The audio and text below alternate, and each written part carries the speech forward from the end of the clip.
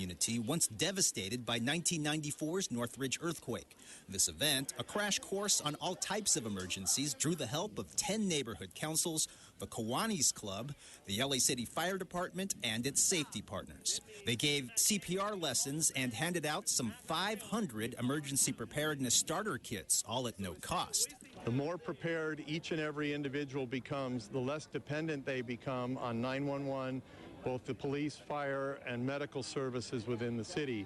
Because during a major disaster, we're going to be very, very busy and may not be able to get to everybody in a timely way. Safety experts say, don't be a dummy, be prepared.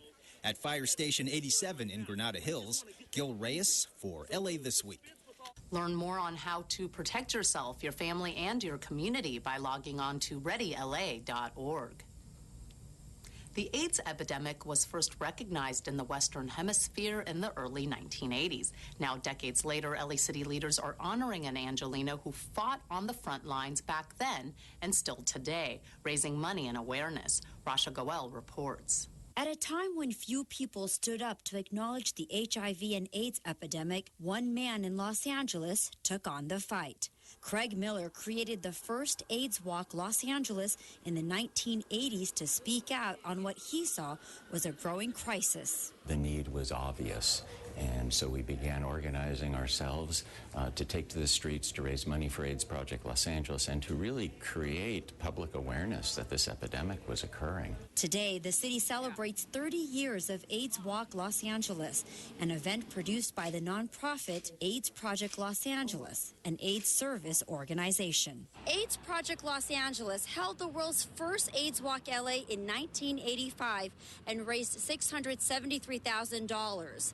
Since then, AIDS Walk LA has raised over $69 million to help AIDS Project LA and other local AIDS organizations. At a time before our president had ever even uttered the word AIDS, Craig Miller led 4,500 people, including Mr. Koretz and then Mayor Tom Bradley, and many other courageous leaders and everyday folks here in Los Angeles in that first AIDS Walk. Until 2001, the walk was held at Paramount Studios, but moved to West Hollywood after the September 11 attacks due to security concerns. West Hollywood was also, in a way, the epicenter of the AIDS crisis. Through much of its history, over 10% of the housing units in West Hollywood had someone with either HIV or AIDS in them, or multiple individuals. And in 30 years, not only have other AIDS walks started across the nation, but AIDS Walk LA has received a tremendous amount of support. Today, we still receive extraordinary support from the LGBT community, but that support is really matched by that necessary support from the whole spectrum of the community. And Miller? He's never missed an AIDS Walk LA in all these 30 years. In Los Angeles, I'm Rasha Goel for LA This Week. The 30th AIDS Walk Los Angeles was held in West Hollywood on October 12th. Going to LA Central Library to check out books, that's so 2013. A new service, Tech Kiosk, allows you to check out electronic devices as well. Anna Marcos has the story. Library computers move over. There's a new cyber kid on the block at the downtown Los Angeles Public Library. This new Tech Kiosk now allows mobile device fans to check out laptops and tablets. Yep, you get to check out the mobile devices with just a library card and a government ID, and it's free. I think it's pretty cool for the library to offer something like that, because some people aren't able to buy computers or tablets or something. It takes only seconds. Just scan your library card, key in your PIN number, a few more clicks on the screen, and you're ready to curl up in your favorite library corner with your favorite form of internet interaction. You can download any app or software program through the library's free Wi-Fi service. It eliminates all the electrical and data outlets, and at the same time allow our patrons to check out the laptop or tablets and use it anywhere that they feel comfortable in the library. Okay, there is a catch. Well, a couple of catches. Right now, it's only available at the main downtown branch. And did we mention you have to stay inside the library to use it? If you keep it past the 2-hour checkout time, you pay a fee, $5 an hour. But for CyberNet convenience, it can't be beat. It was very easy to pull the laptop out of the machine.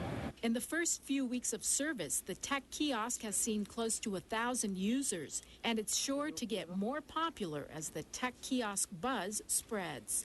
I'm Anna Marcos for LA This Week. Right now, there are plans to expand the service to 2 other Los Angeles library branches. The murder of a transgendered woman has city leaders and police asking for the public's help in bringing the killers to justice. Councilmember Mitch O'Farrell, flanked by LAPD officers and members of the victim's family, announces a $50,000 reward to help solve the murder of 47-year-old Anaya Parker, a transgendered woman. The transgender community is one of the most marginalized and discriminated against communities in all of society. Anaya was a constituent. Anaya was our neighbor, has a family that loves and cares for her. This is why I'm working with the LAPD to bring the person or persons responsible for her death to justice. But we absolutely need your help. The shooting occurred in the early morning hours on October 2nd at Melrose and Kenmore near the 101 freeway. Police say Parker was shot during what is likely to have been a botched robbery. She later died from her injuries at a hospital. Given that gender identity and sexual orientation all too often play a role in escalating the violence against the LGBT community, we believe it is very possible that Ms. Parker was targeted as a transgender woman because of her identity. While the Los Angeles Police Department has not categorized Parker's murder as a hate crime, the LGBT community says discrimination and even violence are a real part of the life of a transgendered individual. This has become a too frequent occurrence here in the streets of Los Angeles and Hollywood of the transgender community. I feel that transgenders have become targets of hate crimes and easy prey for criminals. My hope is that in addition to the reward, the Los Angeles City and LAPD step up street patrols to discourage criminals. I know that there's nothing that could bring him back, but to me, he was my brother, and we cared and loved for him. And I don't understand how you young people could do such a mean and a cruel thing. Asking for the suspects to turn themselves in, Sister Adrienne Parker says they just want to know why, even if knowing why won't bring back their loved one. Anaya Parker's shooting was actually caught by a surveillance camera. The dark and grainy video shows Parker in an altercation with what looks to be 3 men, likely to be in their 20s, before one of them fired a shot. If you know anything that could help solve this case, contact LAPD homicide detectives at 213-484-3623. It's something many don't talk about, and it's on the rise in Los Angeles. But city leaders shone the spotlight on domestic violence as they kicked off the I Can, We Can pledge and Day of Action. Anna Marcos has more. Can artwork on a hand and a pledge stop domestic violence? Members of the city's Domestic Violence Task Force believe it's a start. They kicked off National Domestic Violence Awareness Month by asking people to take the I Can, We Can pledge. They believe domestic violence is everyone's problem. If you go to death row, most of the people who are there who have committed horrible crimes in themselves are due to be executed came from abusive backgrounds, that this cycle of violence has to stop. When we all take a moment to really reflect on what we can do to help end domestic violence, that's when society's going to change. I pledge our office will assure that domestic violence perpetrators do not have weapons. Here at this table, you can take a pledge with one of these little I Can, We Can hands by making either a bracelet or a necklace, or you can take a pledge by writing on your own hand. No I Can is too small to make a difference or too big to be possible. Kathy Salser created the I Can, We Can project as a way to heal victims of domestic violence through art. I grew up with domestic violence, and in the face of that fear, art was my safety, art was my voice. Many city leaders have each taken their own pledge to bring awareness to a problem that is on the rise.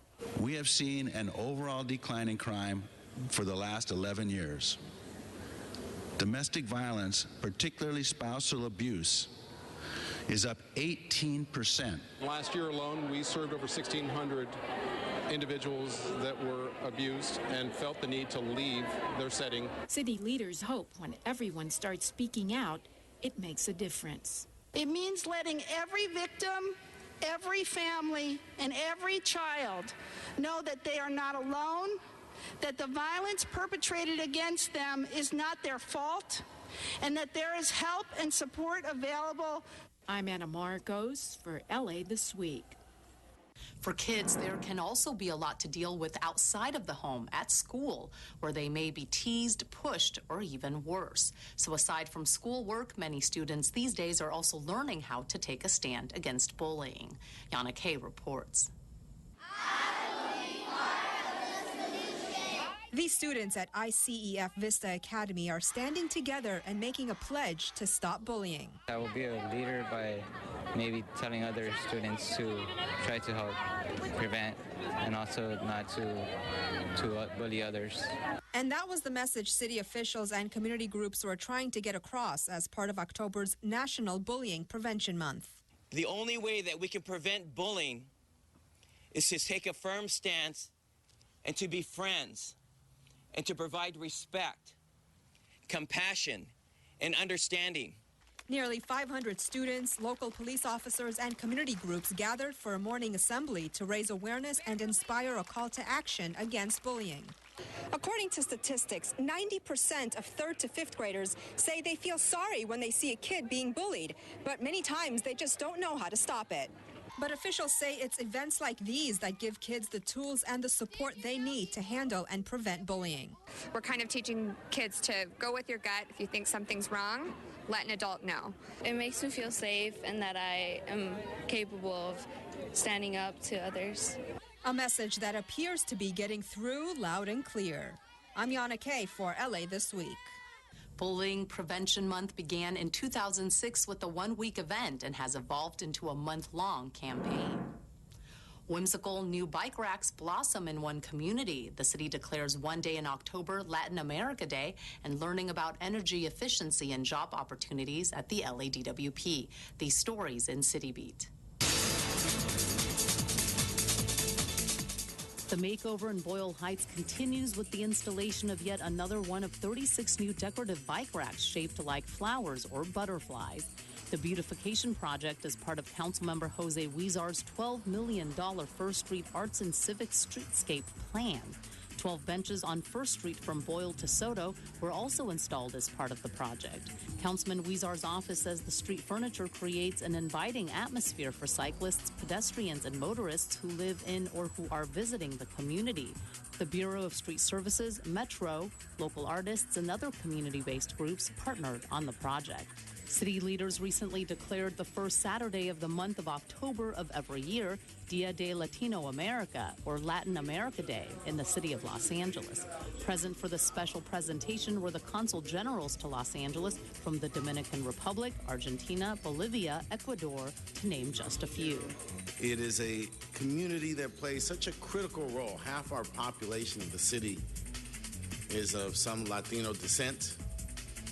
It is the fastest growing group in the United States, the largest market for exchange between our country and their countries in many instances. The recognition of Dia de Latino America is part of the city's celebration of Latino Heritage Month. Councilman Joe Buscaino joined the LA Department of Water and Power recently to host an energy efficiency event at the Macedonia Baptist Church in Watts. In this time of record heat and drought, the Green the Block event brought home energy efficiency and water savings information to residents. We're finding ways to reduce energy bills, but also finding ways to create jobs within the LADWP. And it's a great marriage between the two, finding cost savings and also putting people to work here in Watts. The councilman was referring to an energy job training program that recruits and trains the next generation of skilled workers for careers at the LADWP.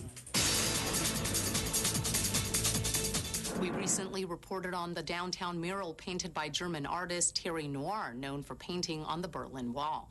Now another piece of German history comes alive in Los Angeles as a new art installation is unveiled. Yana Kay has more. Traveling all the way from Germany for the 25th anniversary of the fall of the Berlin Wall, this guardhouse now stands in its original form as the latest art installation at the Wendy Museum. The house is a symbol of investigation and control people in East Berlin. City officials, artists, and community members unveiled the new art project during a ceremony at the Berlin Wall exhibit located at 5900 Wilshire Boulevard in Los Angeles. What you've done is create a field, which this wall is, to nourish people through the art. Artist Christopher Zwiener saved the historic guardhouse from being destroyed. It was the very last one left after the fall of the Berlin Wall. These mass-produced aluminum shacks used to monitor where people were going on the streets of East Germany. And now this piece of German history lives on in L.A. It's the one place outside of Germany where old Germany is still alive. Inside the guardhouse is another piece of artwork called Key Delivery. It's made up of 2,000 keys that came from the barracks of the People's Police in East Germany.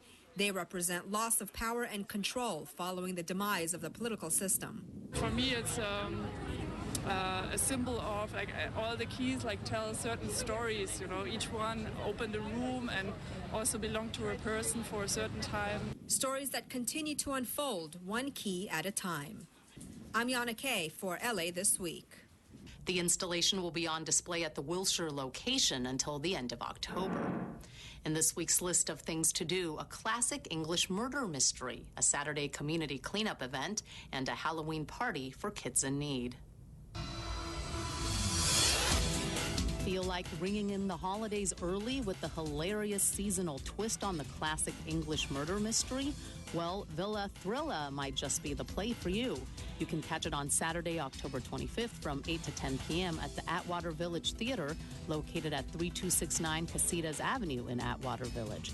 The plot goes something like this. A former mob boss invites a gangster couple to a holiday party at the once magnificent Thrilla mansion, but how will they recognize the mob boss Mickey, who has been in witness protection and has undergone plastic surgery? And wait, the dreidel song plays and the first body falls. A cop comes knocking at the door. For reservations and information, go to villathrilla.com. What started out as an activity of 15 Cub Scouts in 2011 has turned into an annual event of over 125 volunteers. On Saturday, October 25th, from 8 a.m. to 11 a.m., join other like-minded community members at Stony Point at the north end of Topanga Canyon Boulevard in Chatsworth. Volunteers will be asked to make the trails more user-friendly by removing debris and rubbish from the park. The cleanup event will then be followed by a social event, compliments of the Chatsworth Neighborhood Council, with food and fun for everyone. For more information, contact Les Saleh at scoutingus@aol.com. And if you want to give back to the community by making this Halloween special for some underprivileged kids, the 5th annual Big Sunday Spooky Sunday event needs your help. The Spooky Sunday event takes place on Sunday, October 26th from 2 to 4 p.m. at the Big Sunday headquarters at 6111 Melrose Avenue. The family-friendly Halloween haunted house and party will be attended by a large group of underserved kids and their families. Activities include a costume giveaway, trunk or treating, arts and crafts, pumpkin carving, and of course lots of sweet treats. If you're interested in volunteering or if you have an organization with kids who would like to attend, go to bigsunday.org for information. And that's a look at some upcoming things to do. The first LAPD SWAT officer killed in the line of duty continues to make an impact through a charity set up in his memory. Gil Reyes reports from the Randall Simmons Run, Bike, and CrossFit Challenge. And they're off for a 5K run to raise money for underprivileged children. It's what Officer Randy Simmons would have wanted, according to his widow. Oh, it means so much to me because Randy's passion was to help kids, and especially at-risk kids in underserved areas. And so the LAPD today is sponsoring this big fundraiser to help support us, to help fund our foundation so that we can continue Randy's legacy of love. The annual Randy Simmons Run, Bike, and CrossFit Challenge got off to a healthy start at Elysian Park Recreation Center. Simmons died in 2008, the first LAPD SWAT officer killed in the line of duty. But his legacy of youth mentoring continues through the Randy Simmons Foundation. Over the years, it's raised money for youth scholarships, low-income housing assistance, children's camping adventures, toy drives, trips to amusement parks, and more. And they're doing amazing work in the community. So this is a great run that people come out, they get sponsorships. It helps fund that work of the foundation and to really embody what LAPD is all about, what Randy was about. Through the spirit of giving, the spirit of Randall Simmons lives on. In Elysian Park, Gil Reyes for LA This Week. That was the 7th annual event. The widow of Randall Simmons has also written a book about his life. Proceeds benefit at-risk children. A movie is also in the works. Find out more at randysimmonsswat.com. That's going to do it for this edition. Thanks for joining us. I'm Ellen Chang. A reminder that you could catch us online at lacitywiew.org. You can also follow and like us on Facebook. We're also on Twitter. That's LATW35. We'll see you back here next week for more of LA This Week.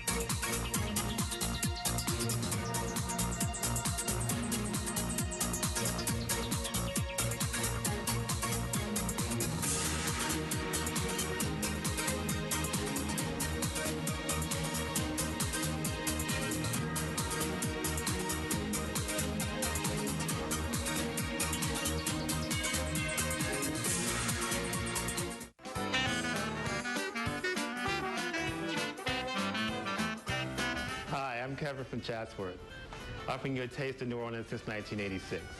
You're watching LA City View, Channel 35. Our city, our channel.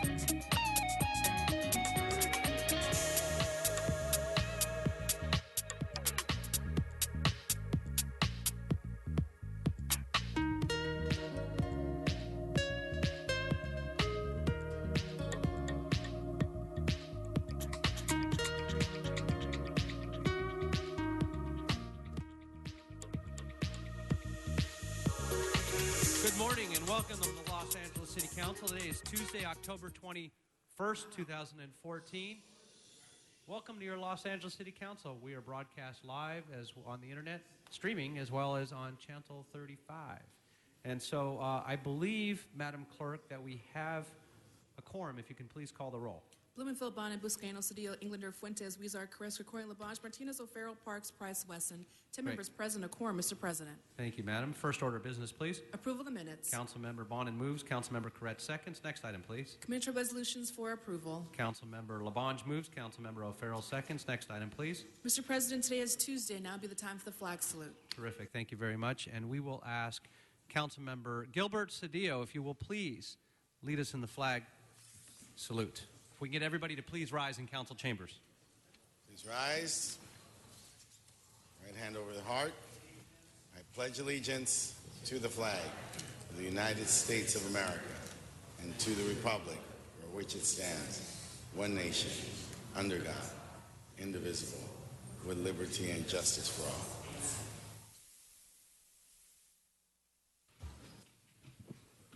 Thank you, Councilmember Cedillo.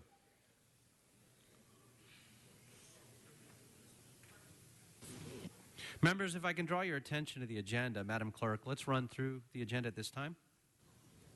Item 1 is an item notice for public hearing. The Department of Building and Safety reports that items 1C and H may be received and filed inasmuch as the liens have been paid. And that'll be the order without objection. Do we have cards on any of those items? Yes, there are cards. Okay, we'll go ahead and hold the item for cards. Next items, please. Items 2 through 13 are items for which public hearings have been held. For items 4 and 13, a quorum was not held in committee, and so public comment should be taken for those items. Okay, we'll go ahead and hold item 13, I believe, for Mr. Koretz. I'm just reading your mind. And are there cards on any of the other items? No cards. Mr. Huizar, yes. 6 special for Mr. Huizar. Seeing no other specials, members will go ahead and open the roll on those remaining items, close the roll, and tabulate the vote. 11 ayes. Great, thank you. Those items are moved. And for item 5, the ordinance, that ordinance will be held over for 1 week and that's be considered with 12 members. Great, thank you so much. We'll go ahead and note that. Forthwith on item 11 per Councilman Labange, without objection, that'll be the order. Thank you, sir. Next item, Madam Clerk. Items 14 through 18 are items for which public hearings have not been held. 10 votes required for consideration. Okay, that'll be considered without objection, will be the order. And do we have any members' specials on those particular items? Mr. Koretz. Item 16. You got it. Held special on the desk for Mr. Koretz. Any other items? Members, seeing none, do we have cards on those items? Yes, cards on items 14 and 16. 14 and 16. Okay, then we'll have item 15, 17, and 18 will be before us. Please open the roll, close the roll, and tabulate the vote. 11 ayes. Those items are moved. Thank you very much.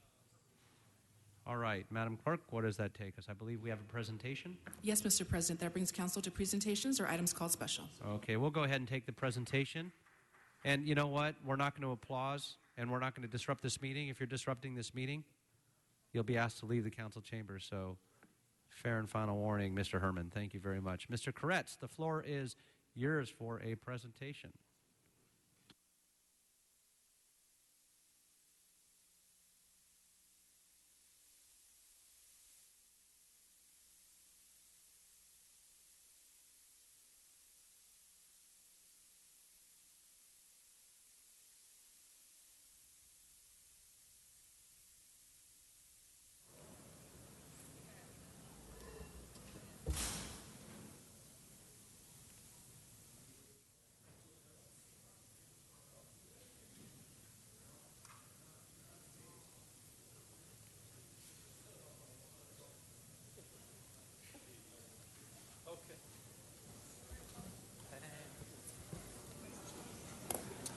Mr. President, colleagues, good morning. We are gathered here today to celebrate Food Day Los Angeles in the city, and we have been making very bold moves to begin purchasing good food in our city departments. We adopted the guidelines for good food purchasing policy created by the LA Food Policy Council in 2012, and we stand here together today committed to its full implementation. This is the most comprehensive food procurement policy in the country, and the only one that includes standards for food workers in Los Angeles, and that is something to be very proud of. That means that students enjoying summer lunches in our parks and the seniors at our senior centers will enjoy better food. Enthusiasts at the convention center and soon thousands of concert goers at the Greek Theater will benefit from better quality food grown with integrity.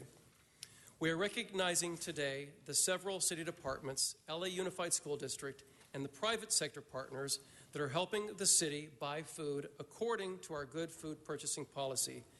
This means that the city and school districts are moving forward toward sourcing healthy, sustainable, local, fair, and humanely grown food in unprecedented ways.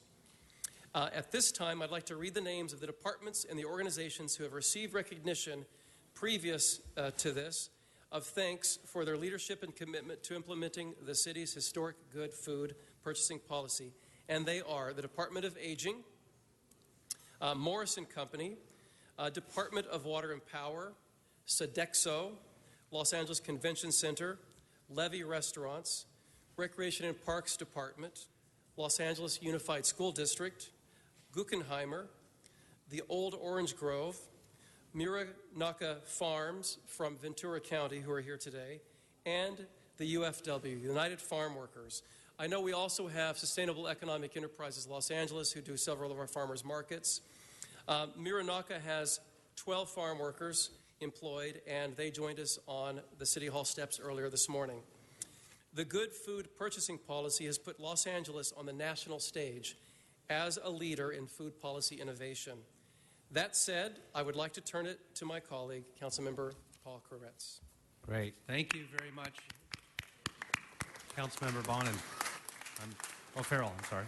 Well, thank you, Mr. O'Farrell, and I appreciate your seizing the reins of our good food policy as chair of Arts Parks and keeping good food going strong in Los Angeles. I'm so pleased with how far we've come with food policy, and much of it is due to the LA Food Policy Council. I'm proud of the work they did to turn my good food purchasing motion into such a success. And they've been working hard with me this year on the other end of the food cycle as well. Today I'm excited to say I'm introducing a motion that I worked on with the Food Policy Council, Lane, and Kiss the Ground, calling on LA Sanitation to pull together an implementation plan for AB 1826.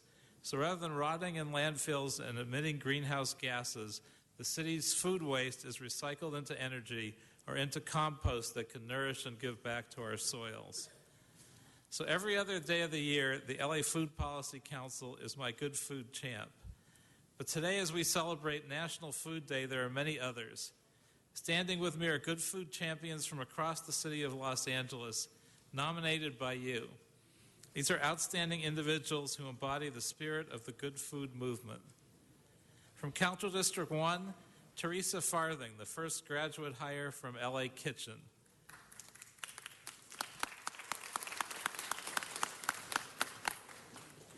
From Council District 2, Rich Namias, Executive Director of Food Forward. From Council District 3, Follow Your Heart Market and Cafe.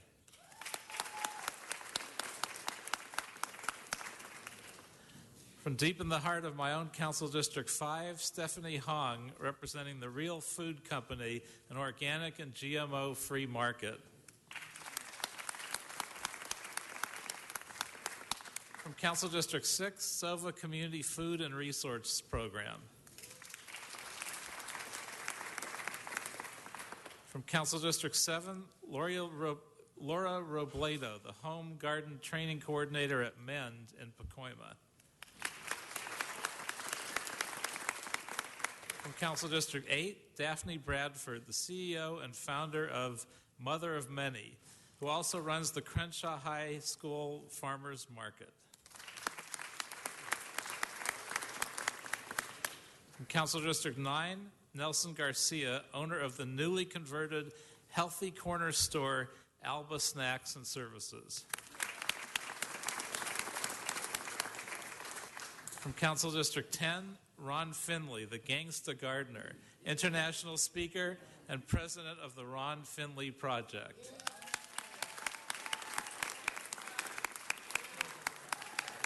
From Council District 11, Ryland Engelhart, representing Kiss the Ground.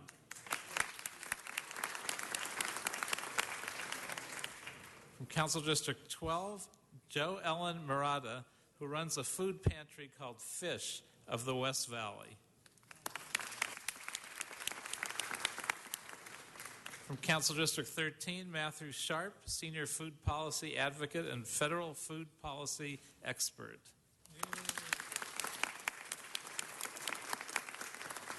From Council District 14, Irene Pena, who runs the Boyle Heights Community Garden, Proyecto Jardín.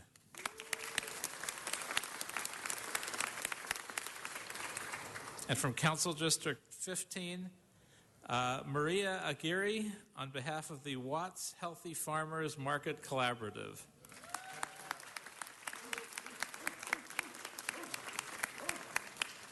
Each one of these champions has an incredible story, and each one is making positive changes in our communities every day to ensure that Angelenos enjoy healthy, sustainable food. Let's give them all one more big hand. Yeah.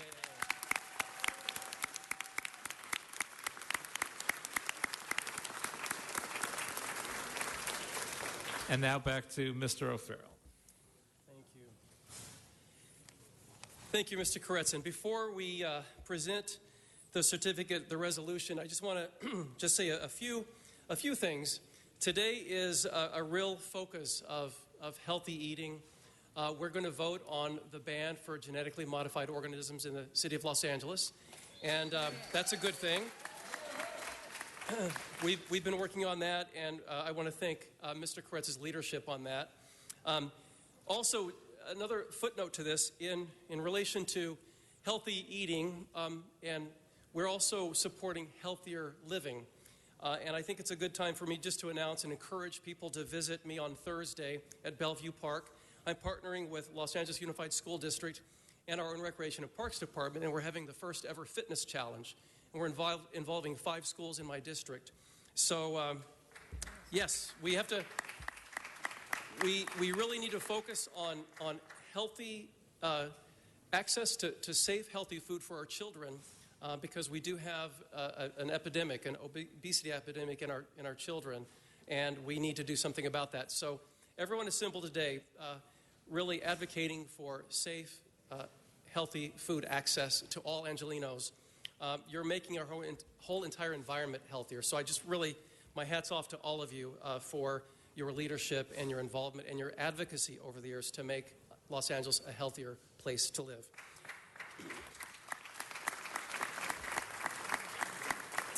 So at this time, I'm very proud and excited to present this Food Day resolution to all our friends at the Los Angeles Food Policy Council and all the amazing food advocates and stakeholders that are here with us today and who every day are working to create a better local food system for Los Angeles.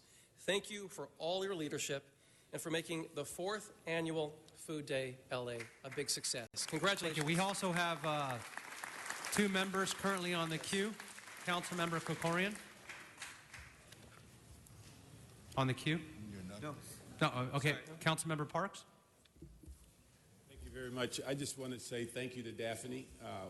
I think a few months ago we had you here when you were on your way to the White House where you were supporting at Crenshaw High School the whole issue of the First Lady's program on healthy food.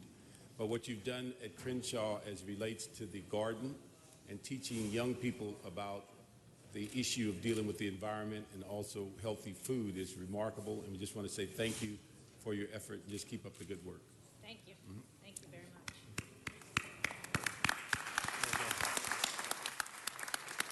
Thank you. Councilmember Blumenfield. Great, thank you. I want to commend my colleagues for working on this and the whole movement, and particularly I want to mention the Follow Your Heart Market and Restaurant in Canoga Park.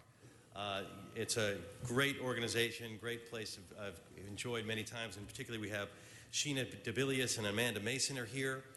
Follow Your Heart is one of these organizations that has a holistic approach, and I'm really proud that they are a gem in the 3rd District and right there in Canoga Park. They're committed to leadership in ethical, social, environmental responsibilities when it comes to operating their business. Not only do they operate their own market and restaurant and produce all their own products, they produce all their own products in a nearby manufacturing facility that they call Earth Island. And Earth Island is totally solar powered. It incorporates maximum conservation of resources, not only in the design, in the skylights, recycled carpeting, tankless water heaters. I mean, they are taking the environmental movement and the good health movement, merging them together in a fantastic way. They're driven by passion. They consider all aspects of sustainability. They are truly good food champions, worthy of this honor and worthy of being part of such an august group and a wonderful good food movement. So thank you to them, and thank you for raising this.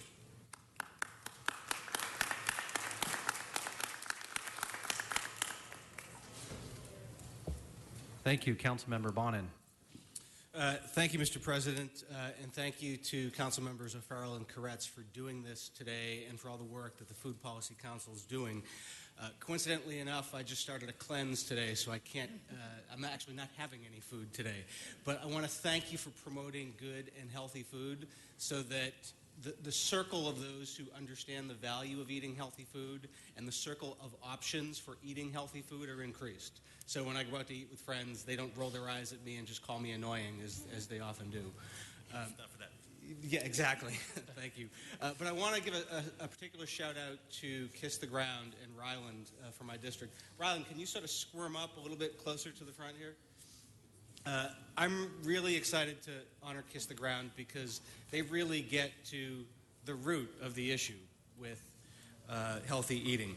They're an awesome organization that works to educate and advocate and demonstrate the crucial importance of soil to public health and to the future of our planet. This is a group of thoughtful and caring neighbors who've all come together.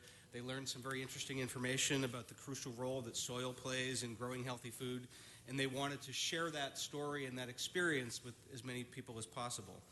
Kiss the Ground is currently creating a food forest, a demonstration garden, and a gathering space on Venice Boulevard in the Venice Arts Plaza, which I'm really looking forward to. The project is scheduled for completion next year and will demonstrate different methods of growing food in contaminated city soils, several ways to compost, organic gardening, and crucially important, sensible water use. Kiss the Ground co-founder, president, and fundraising chair Ryland Engelhardt is here today to accept the award on behalf of Kiss the Ground. I want to give him a special shout out because he is probably as true and as pure a spirit as I've met, and he lives and makes a career out of what he believes. He's one of the owners and the creative principals behind Cafe Gratitude, which is in Larchmont and in Venice, home of an amazing melon gazpacho soup and a great kelp noodle salad. If any of you come to my district for lunch with me, we'll be going to Cafe Gratitude.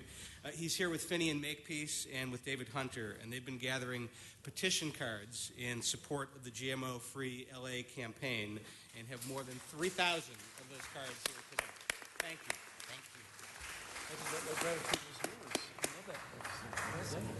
Thank you very much. And council members, if you can please be mindful of your time as well. Councilmember Huizar.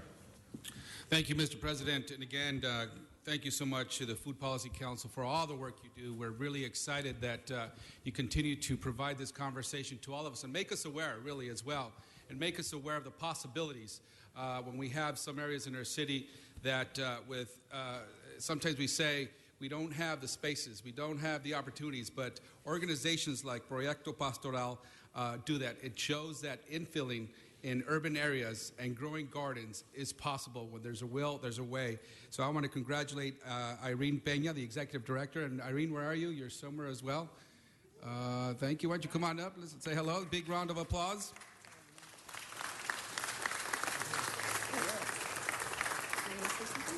Proyecto Jardín is in Boa Heights. They work well in not only providing organic foods to the local residents, allowing them to use the garden as well, and working with the local hospital to provide healthy foods and allowing them to come over and get some exercise as well. Thank you so much for the work you do. You are a model about what's possible. Muchísimas gracias. Adelante. Thank you.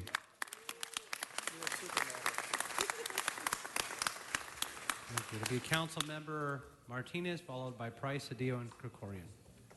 Thank you, Mr. President. I just want to thank the Food Policy Council. Thank you so much for acknowledging LAUSD. I know we have them here. They're still part of my extended family, and I just want to congratulate you for keeping up the great work. And to Sova and Van Nuys, thank you, Linda. She's in the back. Where are you?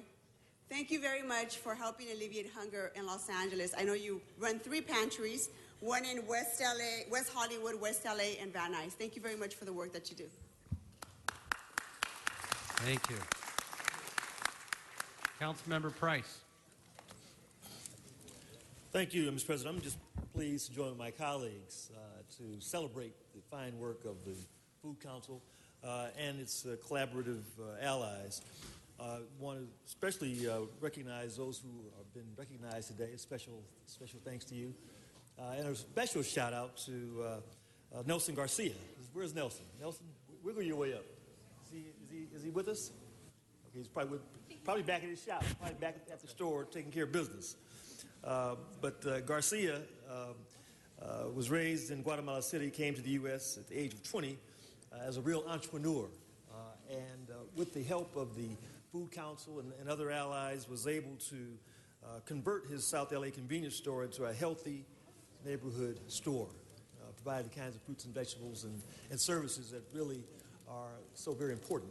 It had to be very next to a school, and it just really sets the tone of how we want our community to be. And so I just want to thank Nelson for his efforts and the Food Council for your efforts, and those of you that are being recognized today for making sure that we have not only a healthy city, but one where we can have affordable foods that's within the reach of everyone to improve the growth and development of our community. So keep up the good work, and happy eating.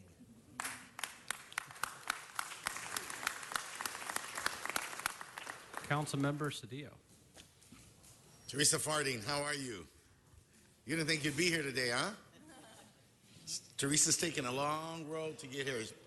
She lives at the Downtown Women's Center. And that means she's faced a lot of challenges in her life.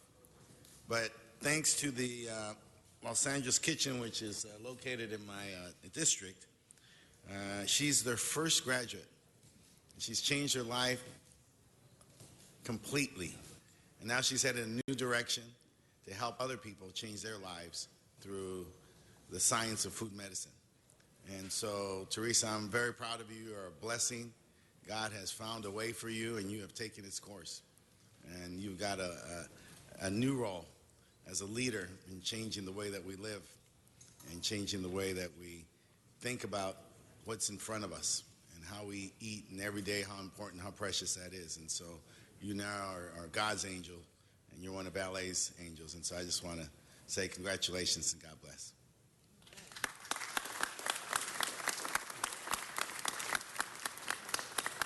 Thank you, Mr. Cedillo. Mr. Krikorian. Thank you very much, Mr. President, and thank you to the Food Policy Council. We, in a city with such great abundance, it is really sinful that there are so many people who worry just about getting a meal. When we have so many parts of this city and so many people living in this city who can be foodies and enjoy the highest end of cuisine that this world has to offer, and yet we have so many people who are living in our city who are their neighbors who worry about not going hungry that day.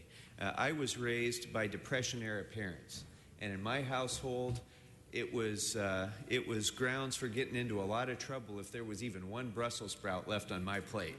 And yet it was a constant aggravation for me that when I had fruit trees, that fruit would fall off of the tree, and there's only so much fruit that a single household could eat. And that's why I was so excited to learn about the work that Rick Nemias had done, the founder and executive director of Food Forward in North Hollywood, which also supported the great work of SOVA as well.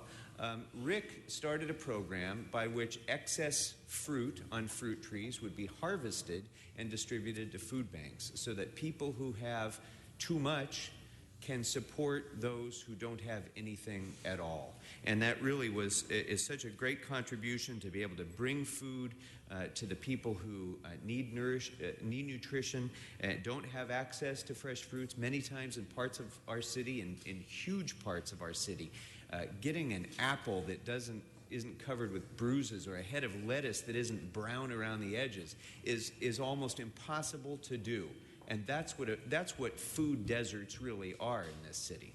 So I'm so thrilled that we're able to recognize all of these great champions of food and good food policy, and I'm especially proud to be able to recognize and congratulate Rick Nemias and Food Forward for the great work that they're doing in Valley Glen and throughout our city. So thank you all very much. Oh, thank you.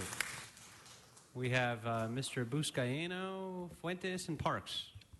Thank you, Mr. President. And thank you to the entire Food Policy Council, specifically in my Watts community, and that's Maria Aguirre. Thank you so much for your commitment and passion to serve. It's the entire Watts Counseling and Watts Farmers Market Collaborative, which includes, I don't want to get you in trouble, Maria, because I know I love you, Joanne Robinson, Nanette Marchand, Amy Kleinman, Rudy Conley, and Lydia Alter. They've been meeting on a weekly basis since 2005, and the farmers market began opening in 2007, and their mission is to create lasting positive changes to the health and well-being of the Watts community. And specifically in Watts, when we only have one sit-down restaurant, this Watts Farmers Market we value even more so today. And growing up with an immigrant background, my mom and dad, who immigrated here from Italy, valued their community garden. Even my nonno Gaetano, who took myself and my cousins to the community garden on North Gaffey in San Pedro, just remember planting seeds and watching his farm grow and putting that farm, or the food that he grew, on our table. Even today, as you see me, my mom's Italian sauce comes from the community garden. Those are homegrown tomatoes that we celebrate as a family every year. We bottle our own Italian sauce.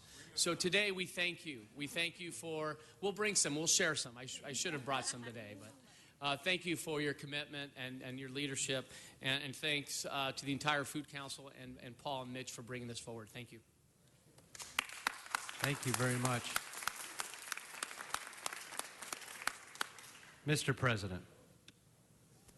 Thank you, Mr. President and members. I first want to thank the Food Policy Council and Claire Fox for all of the hard work in putting this together. Let's give her a round of applause. It ain't easy. It's not easy. But I just have to say a quick word about my dear friend, my buddy known as the Guerrilla Gardener. I don't know where the heck that came from, but just a few years back, based on a newspaper article, Ron and I decided we should sit down and just have a conversation.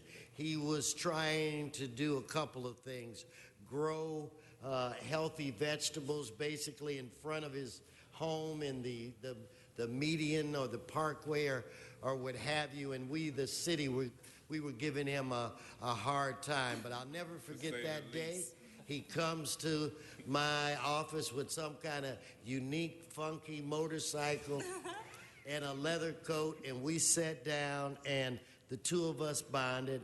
I learned an awful lot from you, became a supporter of yours, which then broadened my support to work with the council and others. But I just want to say, when he and I sat down, it was like he and I, and maybe he had 30 supporters.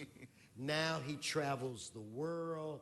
I want to say he had 2 million hits on YouTube. I mean, so Ron, You've come a very long way, and I just want you to know I am so proud of you and support you. I'm glad to be your friend. So everybody, give yourselves a round of applause. We are really moving in the right direction. The Gorilla Gardener that rides a motorcycle. All right. Thank you. Thank you very much. And let me just add my voice to this as well, if I could. I'm touched by the presentation here today. And first, I want to give a shout out to Joellen Murata, who's right. I see her. There she is. Let's give her a round of applause. She, if you can step forward. With what you've done in the San Fernando Valley, it's truly incredible. And the Fish of the West Valley, and when you started that just a number of years ago, and set out to feed, I think it was about 4 years ago, set out to feed 4 to 5 families a week, you're now feeding 70 families a week. And I want to give you a huge round of applause for what you do and your partnership. More importantly, or just as importantly, what you helped me do to inspire me to do more as well. As we started together just last year, our first Interfaith Coalition breakfast, and we brought together several nonprofit organizations, several faith-based organizations, and young kids to get them involved in an early age, to teach them about food gathering and helping those in our community. We furthered that a number of years ago, where we partnered with the North Valley Family YMCA, and you were instrumental in helping with that as well, and many of the organizations in the San Fernando Valley. And we set out 5 years ago to feed 150 families for Thanksgiving in the San Fernando Valley. The next year, we doubled that to 300.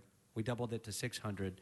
Last year, we fed over 2,000 families of 4 Thanksgiving dinner and delivered the meals. This year, we're doing it again. And 9 years ago, we started something that working directly with you and many of the organizations in the Valley. And we now have all the neighborhood councils Valley-wide engaged, which was started out of our office, called Citrus Sunday, where every year we realized all the fruit that's growing in our community could go on to help with food pantries, to go on and collect that citrus that would otherwise just fall off the trees and die on the ground, can go on to families and also inform and educate those residents in the Valley that they can do this virtually year-round. I can't even count the tonnage of fruit that we've gathered year in and year out, and the difference that you've made in filling those pantries. And there's such a demand. On a personal note, and why it's so near and dear to me, is relating to perhaps not Mr. Krikorian's Brussels sprout story, and because I just recently started as an adult eating Brussels sprouts, but I'll admit that publicly, and now I really enjoy them. But as a child, I grew up with no food in the cupboard. And in fact, I remember and can never forget receiving every month the box of cheese from the government that we lived on. We lived on a cardboard box of cheese. And on occasion, would also have Top Ramen. Nothing against Top Ramen, but that's how we lived, and not by choice. And so it's near and dear to my heart, not just what you're doing, but the organizations day in and day out. The Mission downtown here just celebrating their 100th year anniversary recently. The Mission and the Rescue Mission in the San Fernando Valley that we've all gotten together to rebuild after their fire, and we started a campaign to rescue the Mission after they've been rescuing us.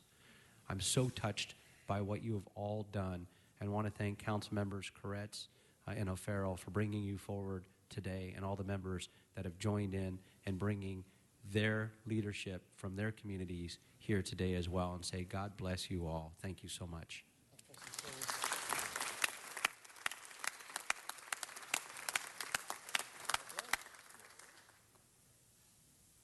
Okay, thank you. And we'll go ahead and let you take photos while we go through some of the other agenda items, unless you've got another.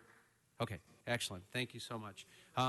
While they're concluding that, we'll go ahead on item 5 now that we've got enough members here for the ordinance for reconsideration. So the item 5 is up before us for reconsideration. Please open the roll on reconsideration, close the roll, and tabulate the vote. 13 ayes. Okay, item 5 is before us. We'll go ahead and open the roll, close the roll, and tabulate the vote. 13 ayes. Okay, that item moves. Thank you so much. We're going to go ahead and take item 6, called special by Mr. Huizar.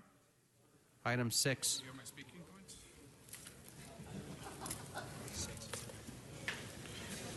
Thank you, Mr. President. And colleagues, I just briefly wanted to mention that this item is very important to the Northeast community, and particularly to the Eagle Rock area.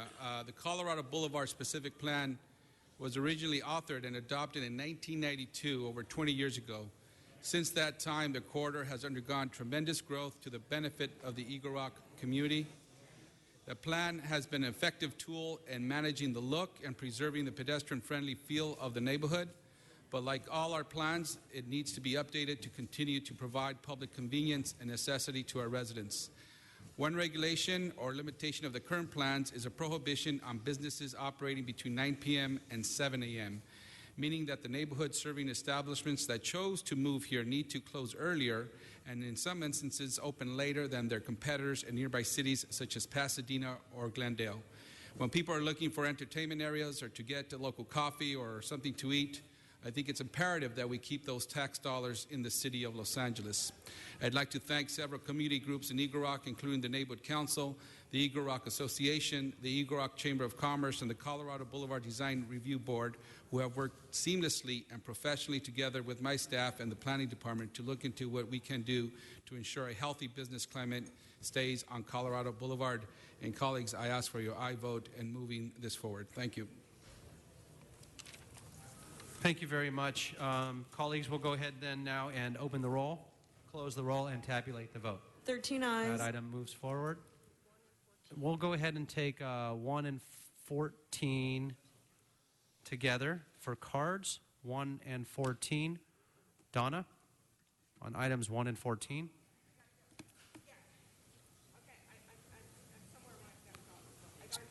Please start it. Oh, yeah, this is number 1. The clock is ticking, man.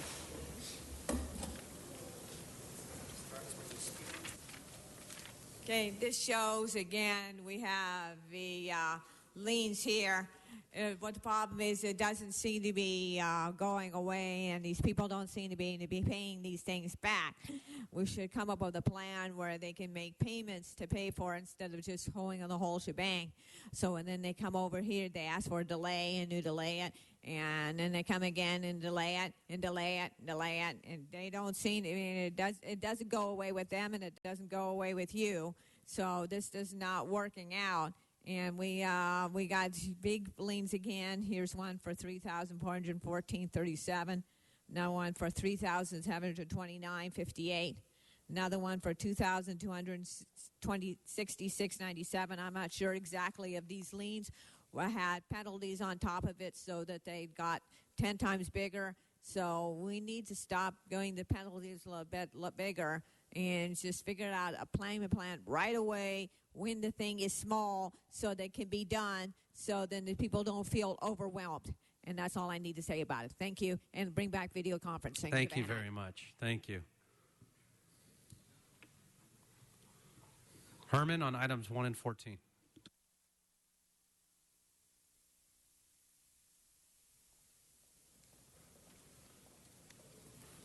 Good morning, Angelinos. In CD2, 11719 West Victory Boulevard, a.k.a. 17717 West Victory Boulevard, a measly lien for $8,206.48, accompanied to a gentleman on this side, and I won't go into names, but Mr. Rudy is unhappy with the illegal action. The city continues to enforce liens on people and create this hardship. It's a joke, folks. Look at the liens, one after another, and it's just disgusting. CD12, 10359 North Colliet Avenue, $2,266 lien. CD12, item C, 17122 West Tribune Street, $3,543.89. Why? Because the city wants to extort money from you by placing Department of Building and Safety, Mr. Charles here, with these bogus citations for things that are on your property. And it's bogus, folks. Why should the Address your taxpayers... comments to the chambers, please. Mr. Speaker, I am addressing the public. Stay on the subject. Thank you, Mr. Speaker. On item 1, concern to item E, under the gentleman's name of Rudy at West Victory Boulevard. Again, this is repulsive. And then going on item 14, the ordinance dated September 9, 2014, amending section 2141, the Los Angeles Municipal Code, to extend tax classification for internet business throughout the city of Los Angeles. How American is that? How American can that be? Right, Mr. Charles, with the liens? But I'm on item 14 because obviously Mr. Speaker has my attention to the problem here. The physical impact statement was not submitted. So I'm going to hold my time, Mr. Speaker.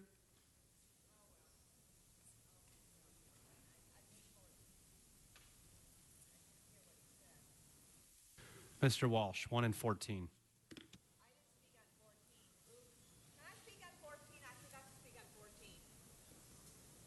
Please do not yell out from the council chambers. You'll be disrupting the meeting and asked to leave. You're not being called up, ma'am.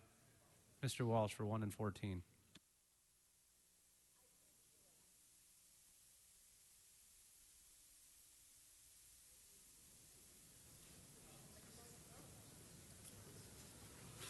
John Walsh, blogging at HollywoodHighlands.org or J. Walsh Confidential, tweeting at Hollywood Dems, and for identification purposes only, chairman of the Sandra Fluke for Senate Ad Hoc Committee. Number one, as you know, I don't get up here and say, oh, a bunch of crooks. I leave that to others, okay? When you do a good job, and I've been here since 1976 in this city, 66, and on these, number one, these liens, some of them are absolutely correct, others are wrong. If you are leaned on by the city, come up here and complain. Then the city councilman will send deputy over, there'll be a negotiation, and your lien will be reduced because there's always problems with the liens.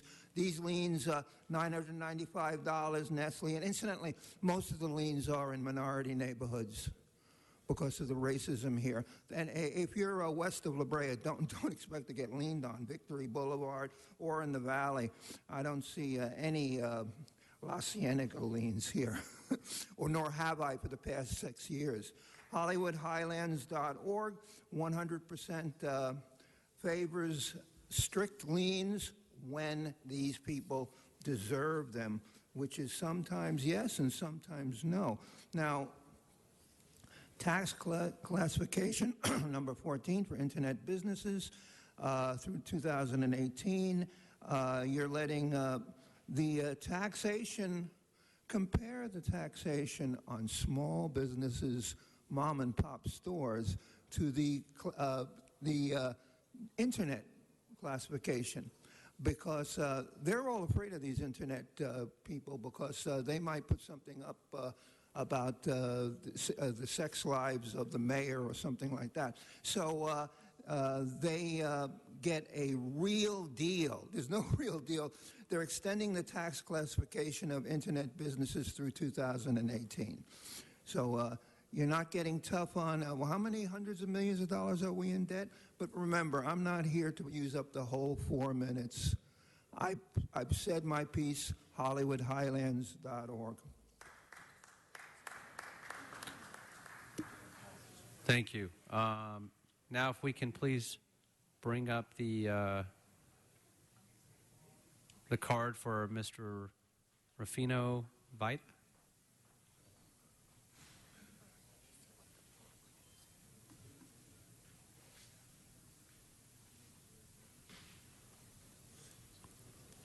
Yes, good morning. We received a lien of the property of 11719 Victory Boulevard, which is my father's property right here, standing next to me. And at that time, he was leasing the mechanic shop to a previous tenant named Raul Rivera, which didn't make the payments. And now the city's coming after him, wanting him to pay those late fees. So, sir, we've just been informed from staff as well. If you could, we'll go ahead and hold your time. They'll meet with you at the side and try to get some clarification on where things are at and see if they can work out some of those issues. Mr. Capricorn. Actually, Mr. President, I'd be happy to continue this matter for 3 weeks so that we can talk with the property owners and try to work out some sort of appropriate resolution of this. So if you could just step over to the side, we're going to continue the matter. Okay. If that's with your... That's fine. 3 weeks actually takes us to the holiday, so the next meeting after that will be November 12th? So let's make it, yeah, that'd be fine. November 12th? Okay. Very good. November 12th, and we'll go ahead and continue the item for a little over 3 weeks, November 12th. Great. Thank you so much. On the balance of those items, or do we have other items on item 1? I believe we did, and 14. We'll go ahead and open the roll on those.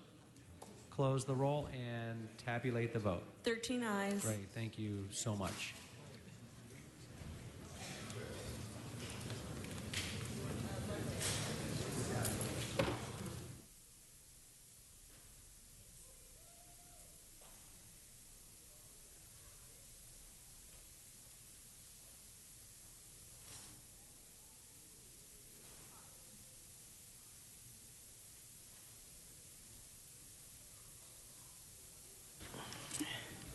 Mr. Koretz, I think it would be timely for us to go to item 16 at this point, and I want to defer to you. Let me know how you'd want this to run, and I want to accommodate your desires. Thank you, Mr. President.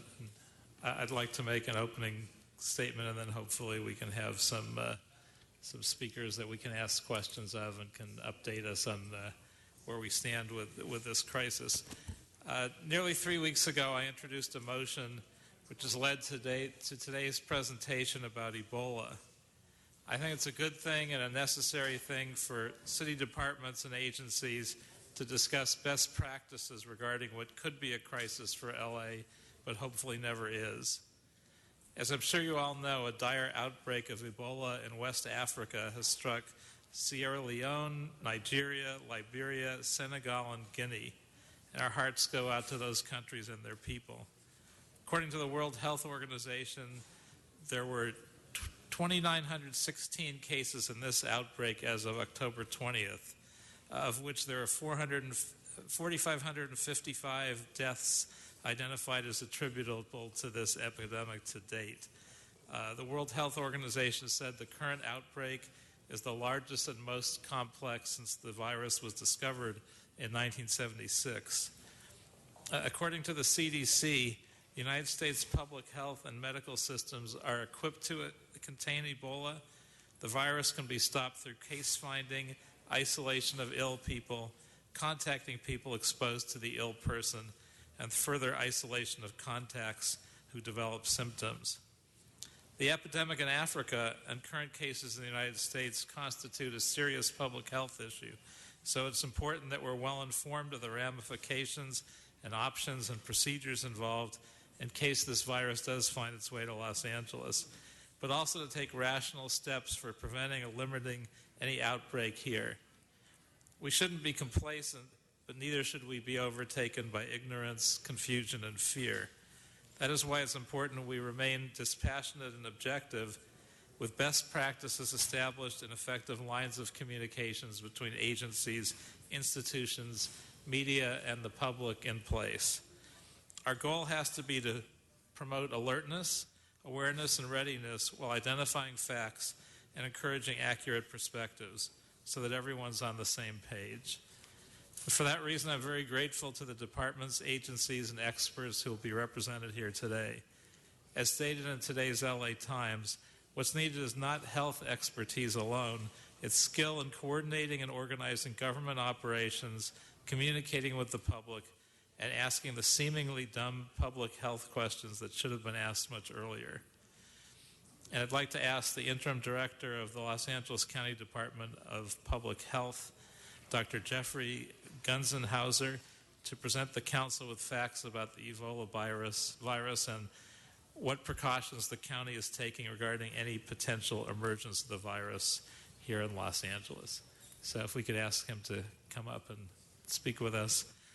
And I would just say, in addition, I think the first things we heard out of Dallas was we've got this, everything's under control, and then we found it wasn't quite as under control as they thought. So hopefully you'll address how we make sure we're not in that same circumstance.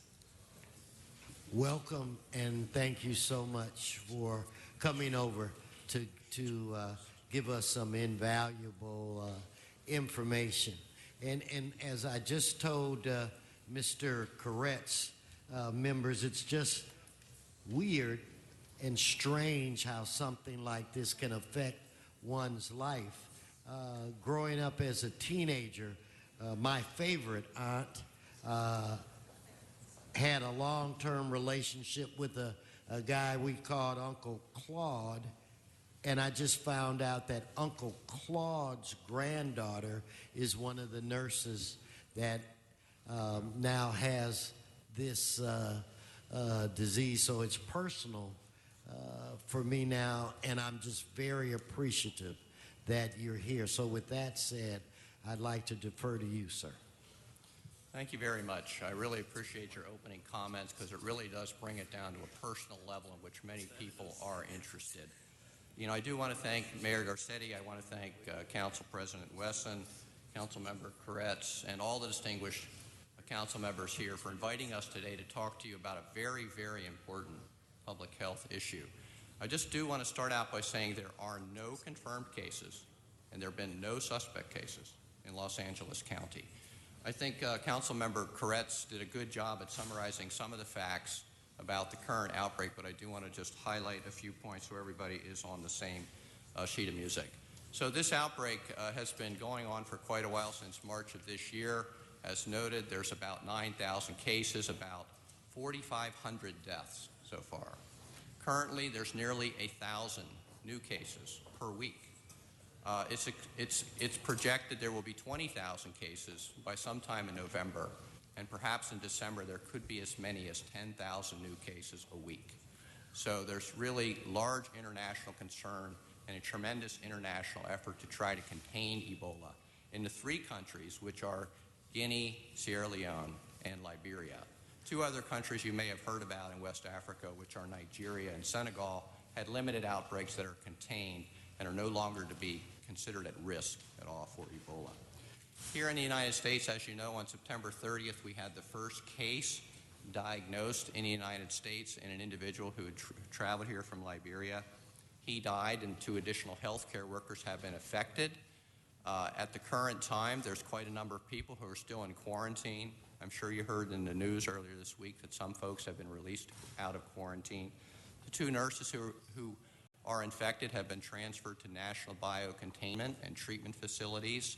And in addition to that, there's been no other persons since then who've been affected. To control Ebola, there's really 3 things that need to be done. The first one is to rapidly identify and evaluate suspect cases. The second is to isolate and provide safe care to those who are infected. And the third is to monitor those who've been exposed as contacts and assure that they're well and that they don't develop any illness. I'm going to talk to you about our preparation in all 3 of these areas, because I believe here in Los Angeles County we are prepared in all 3 of these locations. Not only have there been no cases in Los Angeles County, but we don't have anyone currently who's been recognized as a contact to someone who's had Ebola and monitoring them. I think all of you have known that there's been some Ebola scare reports in the news in the last couple of weeks.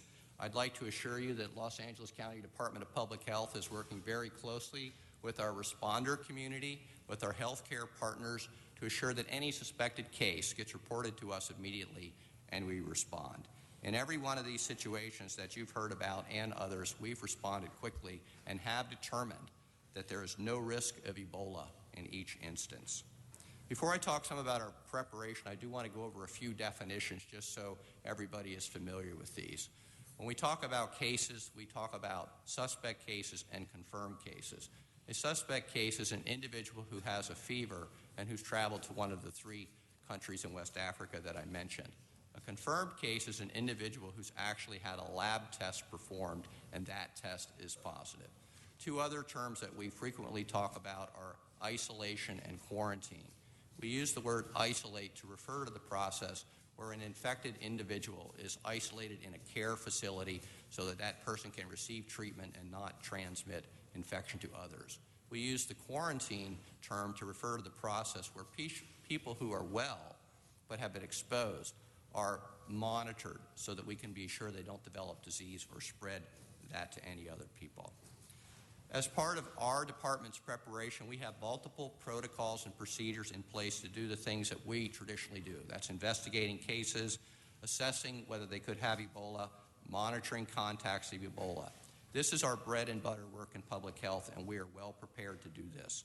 We've also taken a number of proactive steps to inform the public, the media, and the medical community. Critical to our strategy is assuring that every healthcare provider in the county knows what the signs and history are for Ebola, and in case they have a suspect case, to contact us immediately. We've published and disseminated multiple health alerts and clinical guidance that we developed here in Los Angeles County, and we have distributed that through our health alert network to providers in the county. In the event of a case of Ebola, public health and hospital partners have the ability to quickly evaluate suspect cases and preliminarily confirm the diagnosis. I think many of you know we have our own public health laboratory here, and it's certified to do Ebola testing. So if we have a suspect case, we can do preliminary testing right here in the county within the first day. If it turns out to be positive or even negative, the CDC does its own lab testing to confirm our results. If we do have an individual who we diagnose with Ebola, that individual would be isolated and provided appropriate care with strict infection control, and we, public health, would interview the individual to determine any contacts who may be at risk. The CDC has noted that any hospital that has a room that's private and has a door and a private bathroom, and in which the staff have adequate training for infection control, can provide care to an Ebola patient. However, here in Los Angeles County, we're taking action to identify specific hospitals that we support actively where patients with Ebola who require special care can be referred. So we're working toward the goal of having a clear strategy in place in which hospitals have these capabilities. Now I'd like to talk a little bit more about quarantine. So quarantine, as I mentioned, is a process where we separate well people who've been exposed to a contagious disease from others as they wait out what's called the incubation period. That's the time between when you're exposed and develop symptoms. And in the case of Ebola, that's 3 weeks. As the interim county health officer, I have the authority to order individuals into quarantine if it's needed to protect the public's health. In general, we will assume that people will be in quarantine voluntarily. I do not anticipate the spread of the infection in the community, but to ensure our readiness, we are actively working with our county partners to identify locations where family members and close contacts of a confirmed case could be placed in quarantine if we feel that's necessary. If we do have a case, we will also begin contact tracing immediately and move quickly to quarantine any family members or close contacts that are identified. Public health staff are being assigned and will be assigned to family members or close contacts that are identified, and we will check on these individuals every day. We will assure that they receive food, they have their medications, are able to communicate with their loved ones, and that we help them adjust to their new temporary situations. Our team is well prepared to do this because we do the same thing already for individuals who have tuberculosis, assuring that they get their medications. We're also working with 5 other departments closely in the county to ensure that all the needs of any individual placed in quarantine are met. In regards to Ebola workforce readiness, we're working very actively with the Hospital Association of Southern California, working with SEIU and our own Los Angeles County Department of Health Services to train healthcare workers. We're providing healthcare workers additional education and training on how to identify the symptoms of Ebola, how to put on and take off their personal protective equipment. We're also working in close collaboration with hospitals to identify appropriate accommodations within their facilities for potential Ebola patients so that we can keep both the other patients and the workers safe. In the Department of Public Health, we have an acute communicable disease group that has a hospital outreach unit that's working actively with their counterparts at all hospitals who are involved with infection prevention on Ebola-specific planning, healthcare worker training, and exercises. This on-the-ground support supplements a variety of activities we've already done, such as conference calls with hospitals. We've sent out a variety of health alert notices and provided written guidance to our clinical frontline providers. Since 2 nurses became infected at Dallas, we're providing guidance to hospitals on how to train their nurses to be better prepared.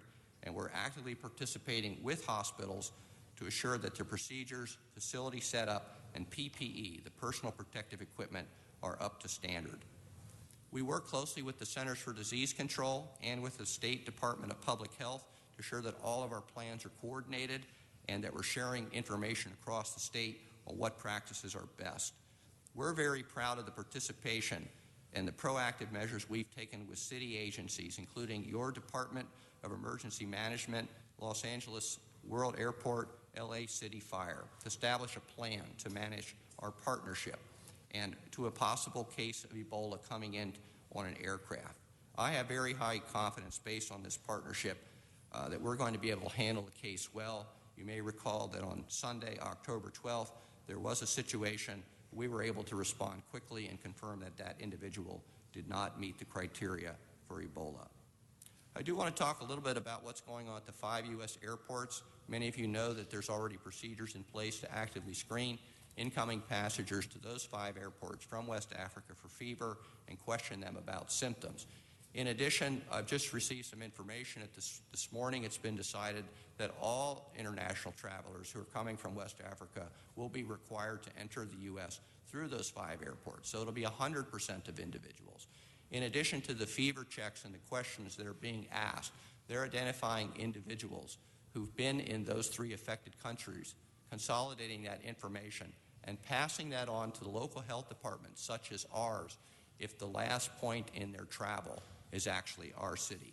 So this will really provide us a great opportunity to monitor the individuals who are most at risk. Those are the folks who've just traveled from West Africa to Los Angeles County. I think it's really important to highlight the readiness is a priority for everyone. As I mentioned, your city's Department of Emergency Management is part of a county-wide task force.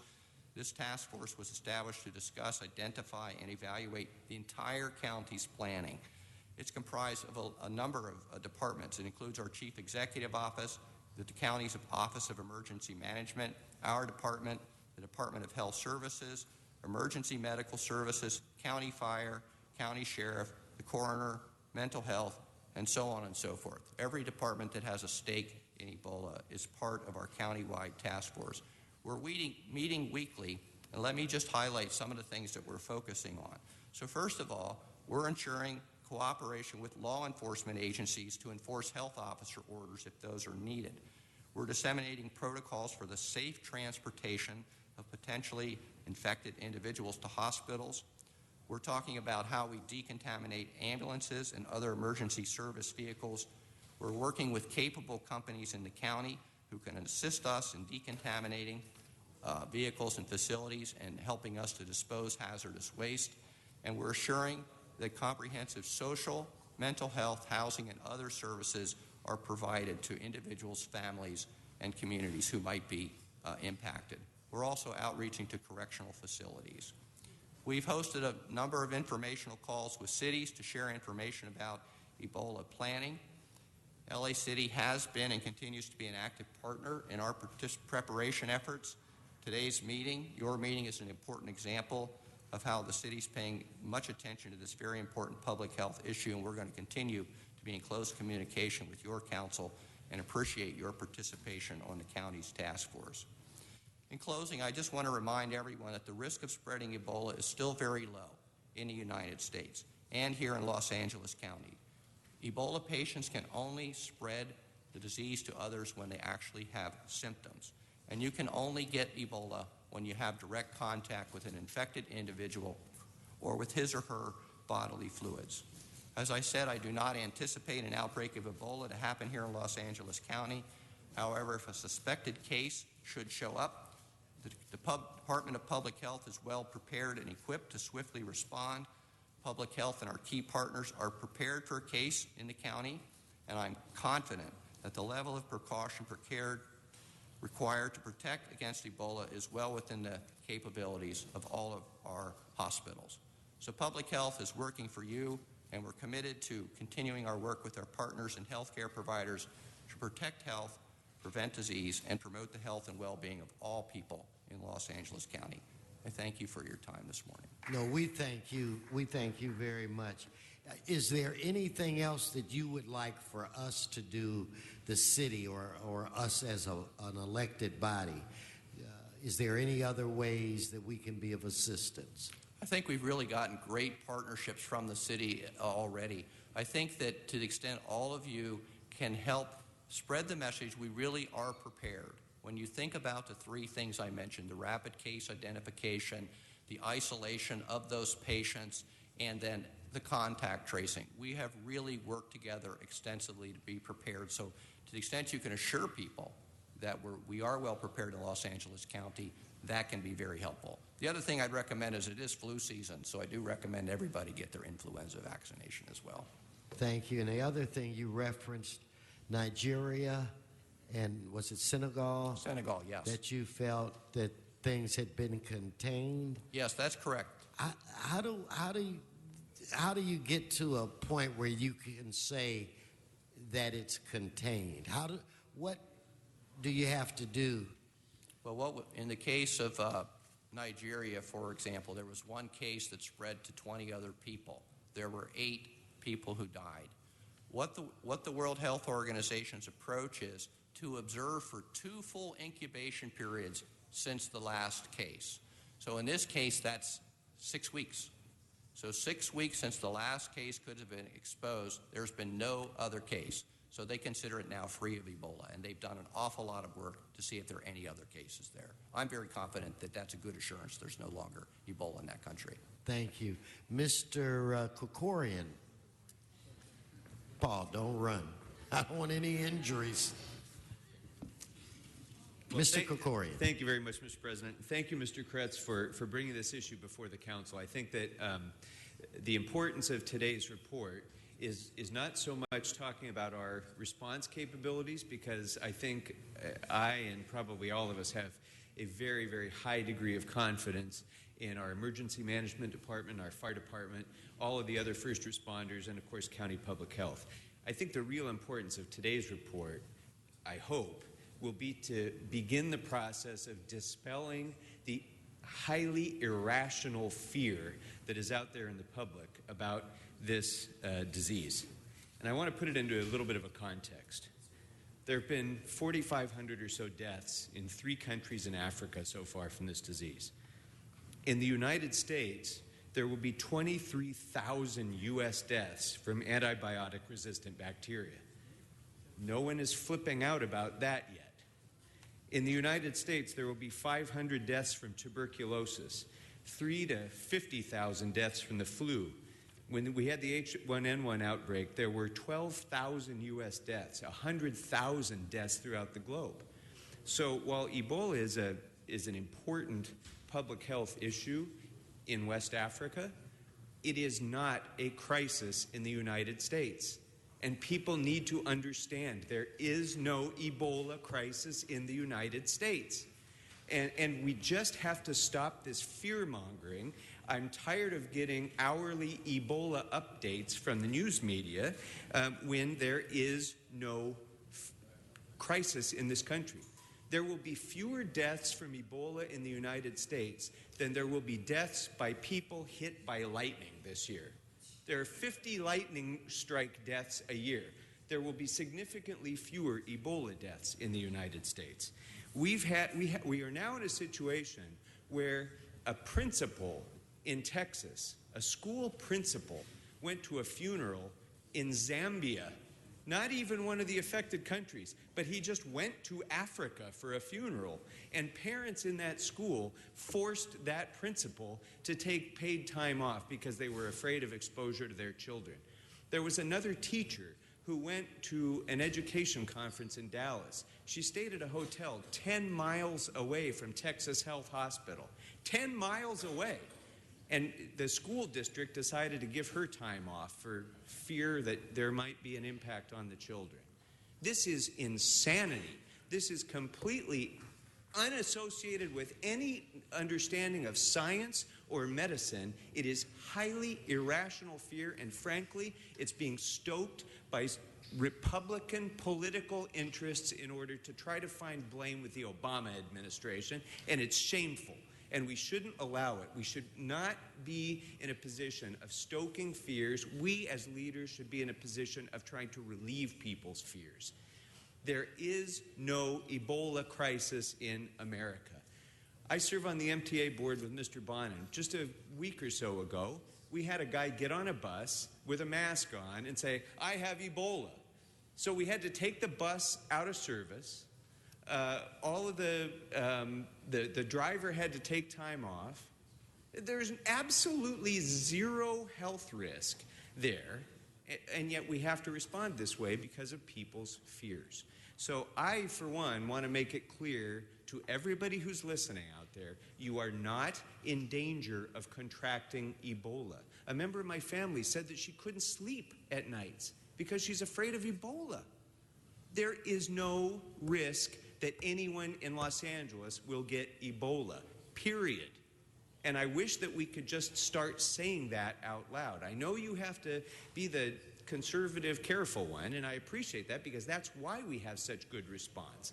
That's why we have, such a high level of sophistication in our response to these things, because you all think it through. You think of the worst case scenarios. Our fire department always is thinking of the worst case scenarios and preparing for it. But the worst case scenario can't happen. It's virtually scientifically impossible. And so, anyway, I just wanted to kind of raise those points and see if there's other steps that we can take to kind of relieve the public's fear out there. Still be honest about the need to be careful, but also to try to relieve this overreaction that people have, especially as we're going into the flu season. And as we go into the flu season, there's going to be people who are vomiting and having other symptoms that resemble the symptoms of Ebola. But not everybody who gets the flu has Ebola. None of them will. Is there some way that we can try to relieve people of that fear so our emergency rooms are not crowded with people who are fearing that they have Ebola because because they saw someone throw up or have a runny nose?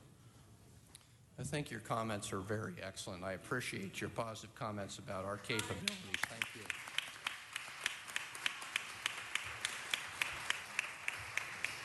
I think the perspective you do provide is very helpful. Here in LA County, we have 155 people die every day. We haven't had a case of Ebola here, and there's a lot of other things that, from the scale of public health and improving the public health, are very, very important. I do know that, based on my personal experience, having provided care when HIV first was recognized, having been in the service and preparing units that were deploying to Iraq and were afraid about chemical munitions, more recently with the H1N1 concern back in 2009 and 2010, that what we're experiencing in terms of public concern and also, frankly, fear in some individuals is to be anticipated. Some people are late in understanding about the disease, and then when they find out about it, they connect with their personal circumstances they do develop a fear that's very difficult to contain. So I think as a community here in Los Angeles, we can anticipate this will go on for a while. Frankly, when I hear people calling us with their concerns, in a way it's a good message because now I know they're paying attention. They've heard about Ebola and they're starting to personalize what it is. As we respond to these incidents, provide accurate information, it isn't here, and we have this for a period of time, I'm certain the public is going to be more calm about this, and we'll see less and less of this in the future. So I think what you're doing in order to put things into perspective and talking about things that really are important are very helpful and do help to calm the community. So I thank you for that. Yeah, and Mr. Krikorian, I think one of the ways that we help keep the community calm is by having conversations exactly like this. That's one of the reasons why we wanted you to come. And I think whenever there's an opportunity for you to speak so that you can educate Angelenos, that it does, in fact, work for us. Mr. Koretz, before I'm going to ask you, you are on the queue to close, but I do have some public comment cards. I was thinking about going a minute each. Do you want me to take the cards, or do you want to close now? Actually, I just wanted to also, for the record, note that we have Deputy Chief Michael Downing. From LAWA, we have Chief Patrick Gannon. We have Jacqueline Yaft from the Port Police and Assistant Chief Mike Hillman, also here to answer questions if we get to that point. I think so far we are in good shape. So I'm going to do, Mr. City Attorney, public comment of 1 minute. I want Dory Snow to come forward. Dory Snow, followed by Donna Pearman. Yes, ma'am. Good morning, council members. Can you hear me? My name is Dory Snow, and I'm a nurse. I'm representing the California Nurses Association. I've been a nurse since 2006. I work in the cardiovascular thoracic ICU. My specialty is congenital heart disease, congestive heart failure, and heart and lung transplant, as well as perfusion, ECMO perfusion. I think the most important thing that you should hear is that you need to listen to the person who is at the bedside 24/7. I'm very tired. I worked all night. I worked the graveyard shift. But I stayed up all morning to be here to speak to you. You must listen to the nurses as well. We need the highest possible standards, the hands-on tactile training. We just haven't had that sort of training yet. It's not available to us yet, and we need it. We need the standards that the University of Nebraska has. Thank you. Thank you. And we should keep that in mind, because the best way for us to deal with this is to make sure we have the properly trained workforce to help us handle it. Ms. Pearman, followed by, I think it's Alina Platt and Brian Barajas. Okay. We need a travel ban because eventually people will come here with Ebola, and we won't be ready even for a short visit before shipping, because Obama said we'd be ready, but we weren't. We need equipment even for short visits. Nurses didn't have a proper procedures understood to them. You have to know readily how to put the equipment on beforehand, not the day of. Need to have complete hazmat suit. You need to have the virus medicine. Right now, most places don't even have enough medicine right now. You need to have enough staff so that people, the nurses are not overloaded. We really only have room for about 11 people at the most for the private rooms. So it shows that we're not ready for Ebola. So eventually it may come in, and just wishing and saying that right now we don't have it means we'll never have it. And with people who are vulnerable, especially with other, can get this Ebola a lot more easily. So it can happen. Be ready. Thank you. So if I could have Miss Lena Platt and Brian Barajas. Yes, ma'am. Thank you, Mr. President, council members. Lena Platt, representing the LaRouche Political Action Committee. I'll try to be quick. I know my time is short. I want to remind some people in this room who are old enough of the AIDS epidemic and the lies that were told in the beginning to minimize fear and to keep people, quote unquote, calm.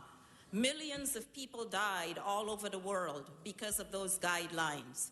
I would refer you to the head of the Southern Command who spoke in Arequipa, Peru just a few days ago, warning that with the Caribbean populations being hit by several communicable diseases at once, that an outbreak in the Caribbean would cause a flood of migrants into the United States for better health care with Ebola.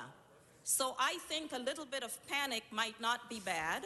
I think we need to raise some alarm, and I think we need to look at the example of Cuba and see what they're doing in West Africa and call on our government to act in the same fashion. We're spending more money for training so-called rebels in Syria. Thank you so much. Mr. Barajas, thank you for coming, followed by Mr. Herman. All right, let's, what's reality? Herb Weston just said one of his family members just contracted Ebola, so it's personal. I did not say that. Well, what did you say? I said that a person that I know. Exactly. Called a person to that say, you know. Yeah, but it's not Fine. my family, so be Krikorian gets up and says, no, it's never coming. So the reality is it's here. What do we do about it? I've just specified something that Dr. Michael Osterholm said. You need a military approach to this, a top-down approach. You will not survive this Black Death. And it's coming closer to you than you ever expected. So anybody here who says it's not coming, it's not spreading in Africa, it's never going to come here, they're liars. A person died in Texas with this thing. 2 nurses received it in the United States, and people are saying that it's never going to come, it's never going to come. They're liars, and they're worse. They're genocidalists. Thank you. Mr. Herman.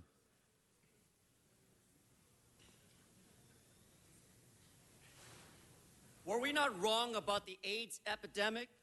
And now this continuous warfare is incapable to tell the truth that this new Black Death leaves the population of us Americans totally vulnerable.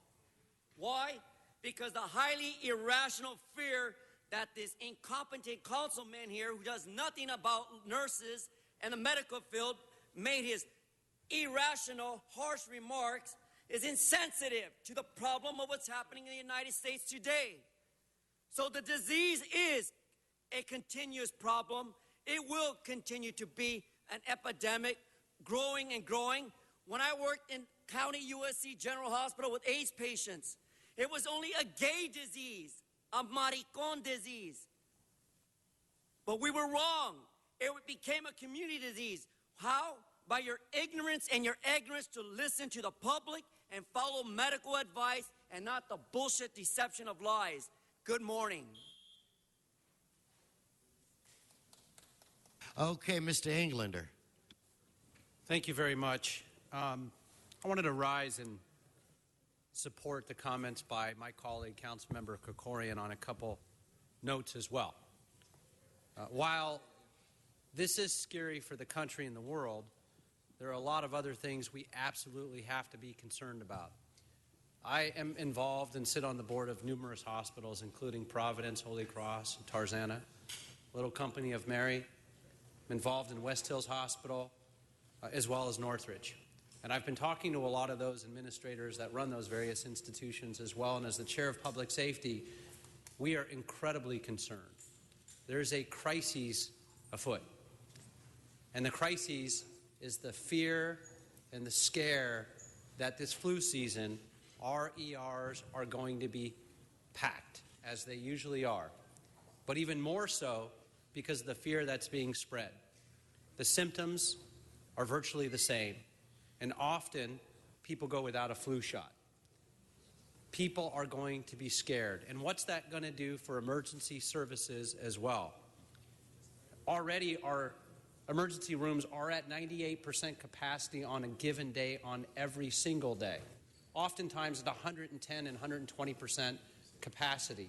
Our first responders, our firefighters, our RAs, our rescue ambulances oftentimes sit in ERs waiting to hand off that patient and have to sit there and wait for an available bed, which takes them out of circulation, which takes their valuable time from somebody that's having a heart attack or a drowning victim, somebody that needs that care. We call that wall time, because essentially we have a firefighter or a paramedic standing at an emergency room, leaning against a wall and waiting for a bed. That wall time is going to go up.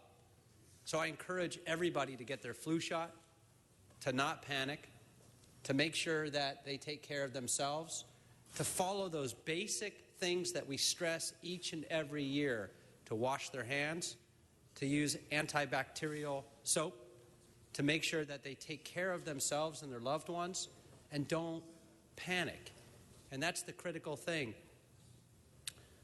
Yesterday, I joined a news conference with our police chief for a 23-year-old, Abdullah Al-Qadi, a CSUN student who was selling his car on Craigslist, and he was killed.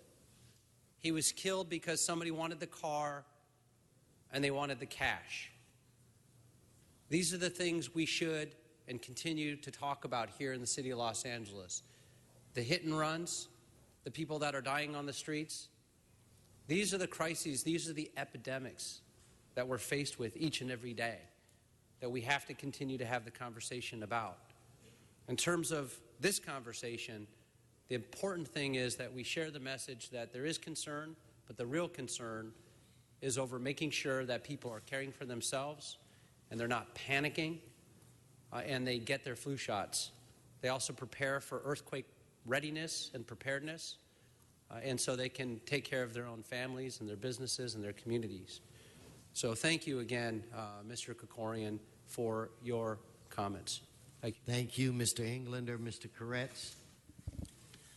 Thank you. First of all, I think my position is somewhere in between, and that's why I asked for us to have this item heard.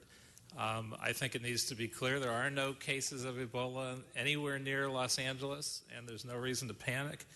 At the same time, they clearly thought the same thing in Dallas, and even when they had the first case, I think there was a certain sense of complacency. So I don't want us to be quite as complacent as our council speakers have suggested.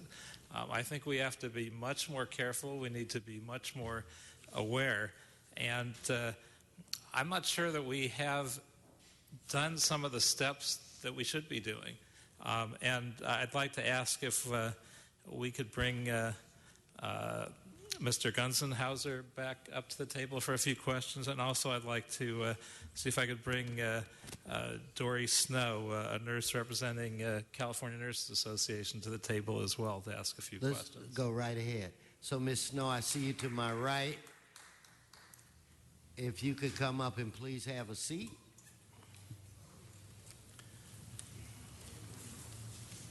Thank you for all the work that you do. And I would ask both of you, but I'll start with Ms. Snow. The CDC has suggested a certain level of training to deal with this issue. Do you feel that nurses in LA County are getting this training?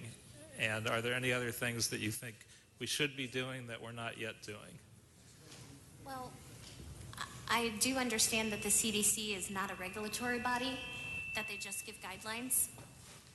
And so it's up to our council and our community public health to make guidelines a standard for us. Do you want to bring the microphone up to your... Sorry. Closer. And that a lot of the training right now is being done for volunteers only.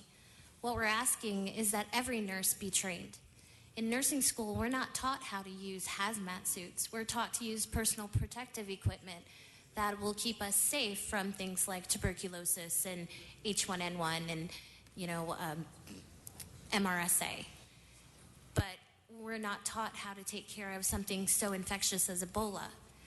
And so what we're asking all of us nationwide, is train us, and we will run in, and we will take care of those patients 100% with all that we have.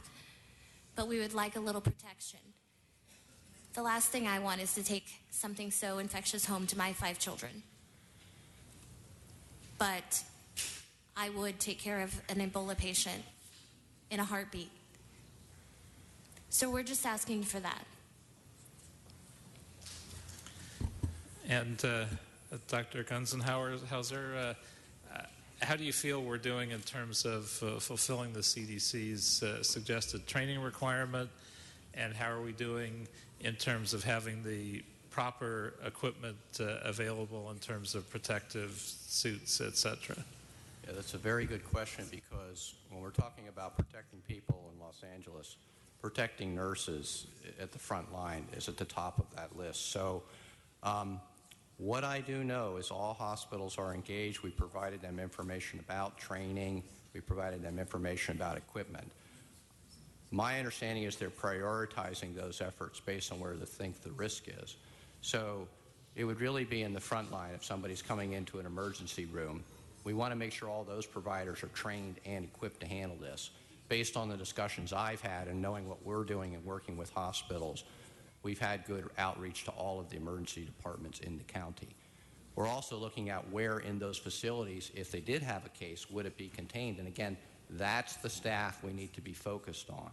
Because unlike influenza or measles, if a case of Ebola comes into the emergency department, other employees are not at risk of that being spread to them unless they have direct contact. The ability to control the movement of the patient, to control the environment, is the key principle by which we prevent spread to people who aren't directly involved. So there are a lot of healthcare workers who may not really have a role, but still have concern because they do have some perception that maybe they're at risk. So there's a need for some assurance. We're actively involved in providing training. We're engaged with a whole bunch of hospitals. We know a lot of training is going on. And our role is to assure that every place where a case of Ebola can show up, that training and equipment is available. And are we focused on the hospitals most likely to wind up with an Ebola case if it should occur? Or are we trying to train a certain group in every hospital? How are we doing this? Well, every hospital could have a patient with Ebola come in. That is a possibility. We have no way to really predict. There are 4 ways that I can envision a case of Ebola would be found in the county. First was we could have an incoming aircraft, and they say that this person's traveled, they have symptoms, etc.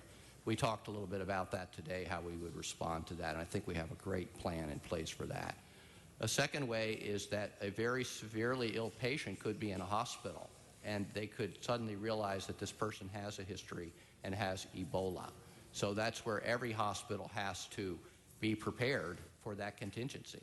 The third one is somebody who has a mild illness comes into a frontline provider such as an emergency department or a primary care urgent clinic and has a fever, and we have to be able to identify that. The fourth location is where someone is in the community. We're trying to do outreach to communities that have direct relationships with families in West Africa where these folks may be traveling from, to put up posters and to have conversations about if you've traveled and you have these symptoms, you may be at risk. Please call your doctor and please arrange to get evaluated. So there's a whole bunch of ways that a patient could be identified. Our strategy is to empower the frontline providers so they know how to identify a case and they can provide safe care to quickly isolate that patient. And as I said, we're identifying hospitals who can provide that special care and move the patient to those places where they have capability to provide the safe care. And have we done anything like a drill, even a paper drill, to figure out exactly how we would respond if someone was at an urgent care facility, not at a hospital, and suddenly realized that someone who they thought was just ill in the garden variety way was an Ebola patient? We haven't yet done that specific drill, but we do have a drill planned in our department in November that's going to specifically look at a variety of contingencies, of which that is one. Very good. Well, look to close. Thank you, Mr. President, for having this hearing. I think, again, it's important that we make sure everybody knows not to panic because nothing is happening here right now, and that if it does, that we have some good plans to respond.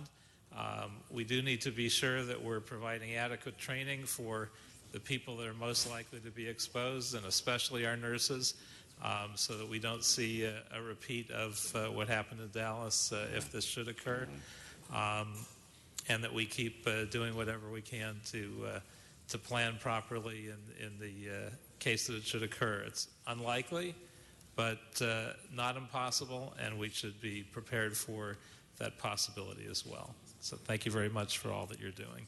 So thank you, Mr. Koretz. Thank you for participating. Thank you for staying up all night so that you could come and add your concerns before this council. So with that said, Madam Clerk will, without objection, will note and file this item. Again, thank you very much. Let's now move on to item 13. Mr. Koretz, we're going to do 1 minute public comment. And I would like to start that now. Okay, I think it's Carolyn Munoz, Bruce Campbell, David King. Please come forward.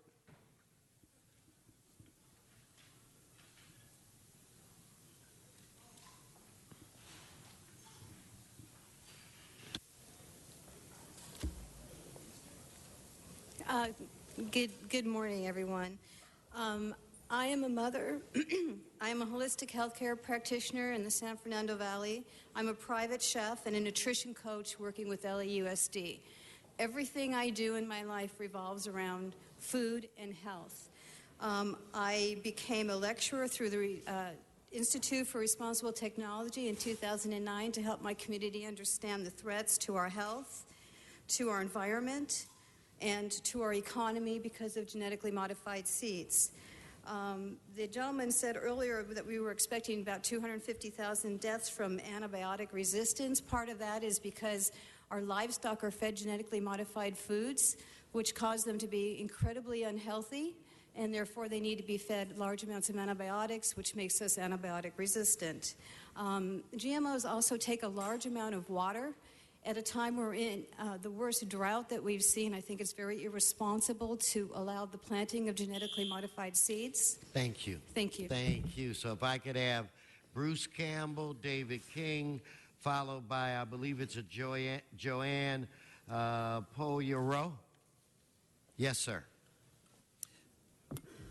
Good day, council members. Let's prevent permanent genetic contamination of LA's land and crops. Seeds, crops that are genetically modified, they're modified to achieve a trait, sometimes two traits. The main trait on about 85% of global acreage of genetically modified crops is herbicide tolerance. It has been the broad-spectrum herbicide, mostly Monsanto's Roundup, to this point. However, there have been recent approvals of new genetically modified crops and of new pesticide combinations, including Agent Orange component 2,4-D, necessarily with dioxin contaminants combined with Monsanto's Roundup. The next main trait that they genetically modify for is to get insecticidal bacteria in every cell, and that literally has to be registered with the EPA as a pesticide. And the natural Bacillus thuringiensis biodegrades in sunlight in 3 days and can rinse off, but the genetically modified BT is in every cell and goes into the consumer. And for the record, you're Mr. Campbell? I am. Thank you. Okay. So if I got to have Mr. King, Joanne Poyero, and I can't. Is it Sabalas? That if I could have, I'm doing my best. Mr. King, floor is yours. Thank you very much. And I admire the patience and the forbearance of the City Council. Thank you. I have with me approximately 3,000 cards that were signed in one restaurant in under a week in support of our measure. And I'd like to indicate to all of you that everybody that was up here before with the Food Day celebration, none of that is possible if you have compromised seeds. What we are asking from the City Council is to approve the GMO-free zone for Los Angeles so that the pollen that comes from GMO plants cannot affect our plants. We would like to grow healthy, clean food in the city of Los Angeles, and we believe that this measure, combined with others, looks forward to a renaissance of urban farming within the city of Los Angeles, where we will grow a lot of our own food, make jobs for the people that live here, and our food dollars will stay in the city of Los Angeles. I urge a vote yes. Thank you very much. Thank you. Joanne? And then I want to add Claudia Romero to the line. Go ahead. Claudia has had to leave. Oh, I'm sorry. Okay. Go ahead. Okay, council members, I just wanted to share with you that this is a multidimensional issue that we have in the council file endorsements from numerous organizations, from numerous small businesses across every council district in Los Angeles that is saying that they are concerned about this issue. Ultimately, this issue is about the seeds. These are home-saved seeds. This is about protecting the seeds, which are the source of our food system. These are drought-tolerant seeds. They were developed by Native Americans over multiple generations in the desert Southwest. This is what this is about, is creating a clear zone in the city of Los Angeles where seed savers can protect these seeds for a climate change future. These are drought-tolerant, naturally drought-tolerant, have been bred that way over generations. We want to save this for the future of the food supply. Thank you. So do I have Ms. Sabalas or Ms. Could you come and state your names? Refugio Ceballos. Then that's you. Okay, followed by, do I have a Walker Foley? And I have a card with two folk. I think it's Ryland Englehart, and Make the last one. I think the last name is Makepeace. Go right ahead, Mr. Sabalas. Go ahead. Okay. So my request is that you vote for a GMO-free zone. And you have a great responsibility. To all of you here, this is a point in history where I pray that tomorrow we don't have to see the adverse effects. The adverse effects, where we'll have something like the Ebola people that were here that are trying to create something to protect something that cannot be reversed. Why do I say this? Because several researchers who have not been allowed to be heard, many of them, the indigenous people up in Mexico who I've spoken to, and they have told me out of their research and out of their experimentation in the different altitudes of the mountains where they managed to save the GMO-free corn, they have found the effects of the animals further below in the ranges where the GMO areas Thank you. Do I have, well, Miss, your name, or you, Mr. Foley? And what's your name so I can find your card? Ma'am? I got you. I was going to call your name next. So that's being a gentleman. Come on, Miss Aguilar. Come on. He's being a gentleman, and that's fine of you. Okay. Yes, I'm here to talk about the problem we have within our Latino communities. We have no corn that is not GMO. We have to go out of our communities to other markets to find non-GMO. We do not want to eat genetically modified corn. I have proof right here that GMO corn is toxic, it's full of glyphosate, and it's nutrient depleted. We are growing organic corn in the city of Los Angeles. LA GMO Free will protect our corn we're growing to feed our families from GMO contamination. Corn is essential to our diet, it's our staple food, and it's our culture too. We want to protect it, and we want to eat non-GMO, so we urge you to please vote for LA GMO Free. Thank you. Thank you. So, Mr. Foley, right? And then I have Makepeace maybe and Englehart and Donna Pearman, and that, I think, does it. Yes, sir. Go right ahead. All right. Hi, my name is Walker Foley, and I'm with Food and Water Watch, and we're a nonprofit that works to ensure the food, water, and fish we consume is safe, accessible, and sustainable. And I urge you to support this motion. Los Angeles has made many great strides in allowing urban agriculture, but with GMOs, the security of this budding new industry could be threatened by the cross-contamination of GMO crops via their pollen to locally grown non-GMO crops. By securing Los Angeles' 502 square miles as a GMO-free zone, I believe the city can better protect its urban farmers from this unintentional contamination and protect the integrity of the food that's grown here. Los Angeles has also worked to secure rights for pollinators, which genetically engineered crops, when they have toxins in their cells, propagate. So it's our belief that Los Angeles has done a lot of great things this year, and this is just another that we can add to the visionary work that's being done with urban agriculture. Please support the motion. Thank you, sir.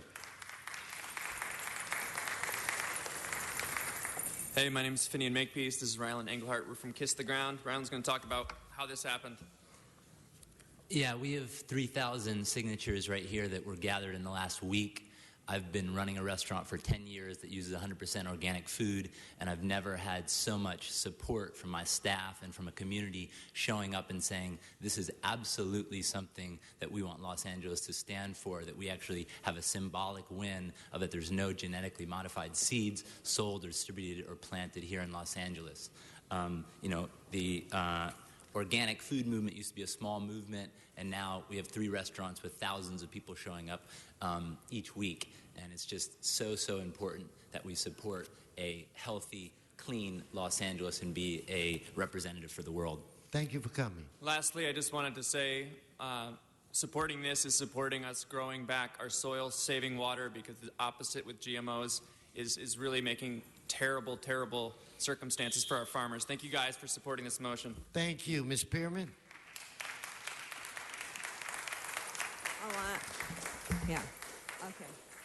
I want to thank you for the motion. I'm against the GMO and for reasons given, and I'm also against modifying crops with other crops to make a different product altogether, and people can get badly allergic to a food when they're thinking they're having one thing, but you're merging with another food. And as I said, we also want to be able to, it shows back over there where they say it takes a lot more water, and we don't know exactly what exactly fully is in these modified product, that what dangers are out there. So we need to stop having modified GMO corn where it can spread to other places, and it'll make it almost impossible. People will try to have GMO, and they'll have seeds blown in their area, then disrupting other crops. So thank you very much for having this motion. When you do right, you do right. So then I thank you at that time.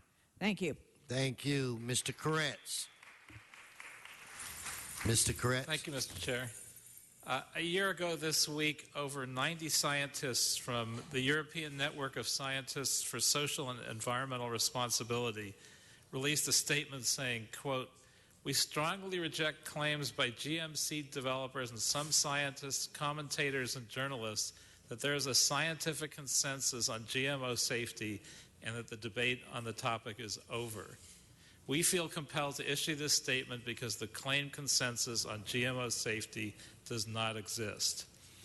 Which means basically these scientists are saying the pesticide companies have been conducting an unscientific scientific experiment upon us since the early 90s without our consent and without first ensuring safety to human beings and to the environment, just for the purpose of selling more pesticides. Well, every science experiment needs a control group, and Councilmember O'Farrell and I want to conduct our own experiment in Los Angeles and make all 503 square miles of Los Angeles a GMO-free growing zone.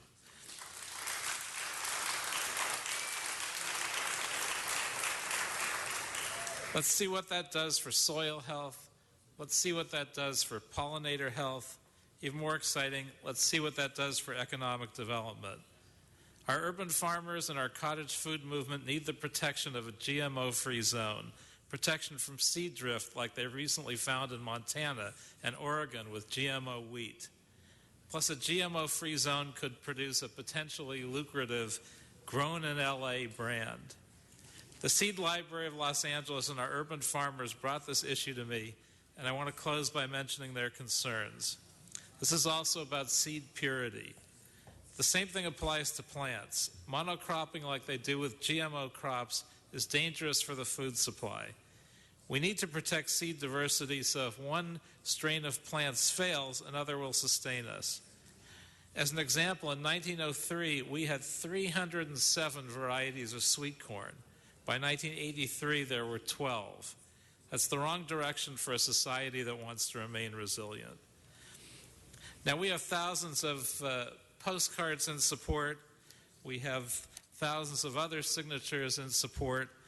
And that's really just scratching the surface coming from a very few places. We also have a lot of folks here in the audience, and I'd like to ask everybody supporting a GMO-free zone in LA to stand up. GMO plant varieties are controlled by corporations through patents that forbid farmers from saving seeds to grow the next year.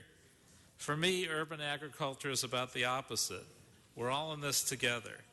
It's about growing fruit trees in the parkways. It's about incentivizing areas to be urban farms and gardens. Most of all, it's about saving and sharing seeds, creating good, healthy food for all, and protecting our bee populations. Let's do all of that, and I ask you for your aye vote today. Okay.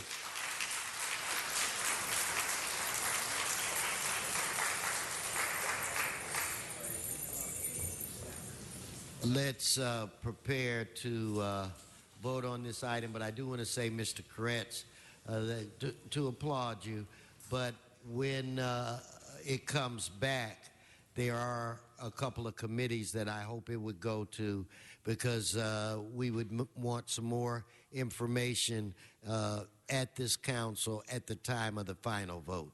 So we'll figure out where it goes. With that said, on this issue, let's open the roll. Close the roll. Tabulate the vote. 13 ayes, 1 no. Your issue passes.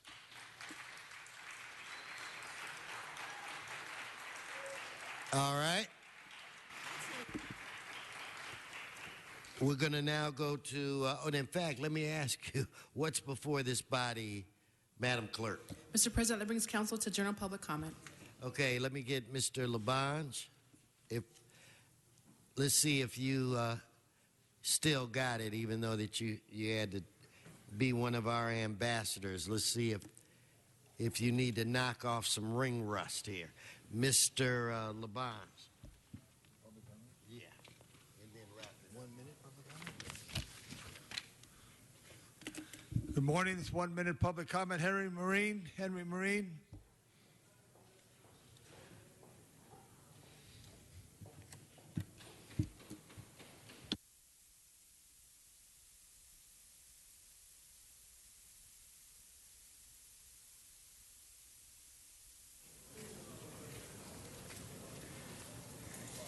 Yes, good morning.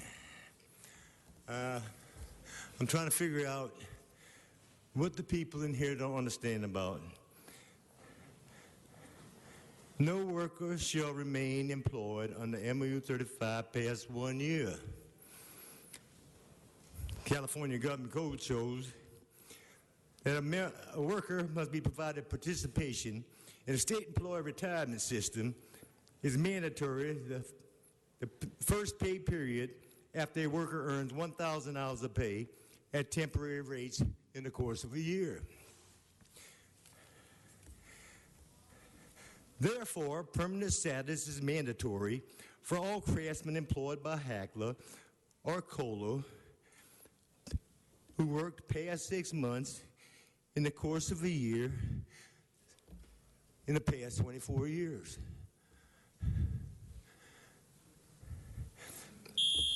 Thank you. Clint Simmons.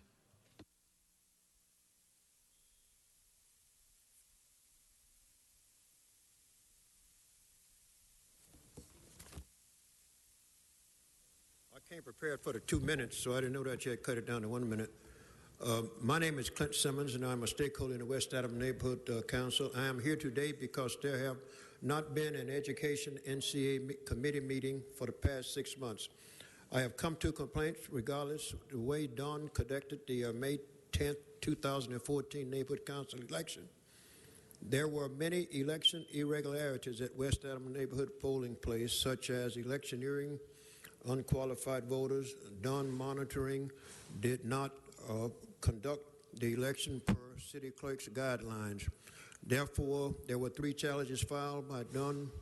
All 3 were answered on Dunn's website with the Standard Farm newsletter. Bright Star Charter School was able to put 6 members on a 13-member Watts board, and they do not live within the Watts Community District. On June 11th, Dunn completed the insult on the stakeholders who live in the Watts and the WAN in the West Adams Neighborhood Council District by sending a cover letter to the neighborhood council members with the changing of the they submitted a letter to the councils changing the bylaws of January 26, 2014 with city council approval. Stakeholders' definition was changed so that they could carry out this, I call it illegal act, to allow the school to get that many seats on our council. Since the court has ruled that college students can vote in municipal elections, if the CEOs of the 5 colleges that are within the LA City District, they can control 5 seats on the city council. Thank you. What council district you in, Mr. Simmons? I'm in the West Adams Neighborhood Council. West Adams. All right, sir. good. Thank you very much. And these are what happened. Thank you. You can go to the ropes right there. We'll try to get a deputy to help. Donna Perlman.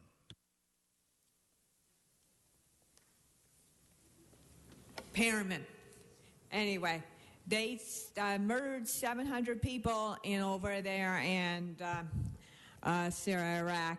Like the journalists, Obama's committing genocide like Turkey. Freedom is not free, remember. Obama is anti-military, and he shouldn't be at the head of our country. I am colorblind. I don't about the color, but I don't care about the actions. Should we resign or should he be impeached? Blacks are not happy with him either. Obama's going to bankrupt us, only maintaining over there in Syria, not destroying ISIS. We shall go to war and mean to win. He wants to bomb for 3 years. Turkey is not letting his Syrian Kurds in. It's only letting Iraqi Kurds. It's the Kurds. Well, anyway, it will cost $36 billion. Brian Barajas.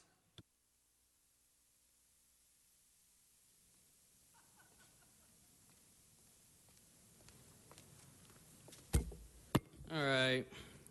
We're all family, so. There's a national conference called this Thursday, 6 p.m. Call 1-424-203-8000. Access code 142565#. This will be on the topic. The first step is impeaching Obama. Ebola, what we know, what we don't know. Dr. Deborah Freeman. This is interesting because the way the Black Death, if you want to know how it got spread, everyone was in denial, ignorant, they couldn't solve it. But what was interesting is that oligarchism, when the population gets to a point where there are too many, they unleash hell on earth. And that's what we have. Mr. Herman.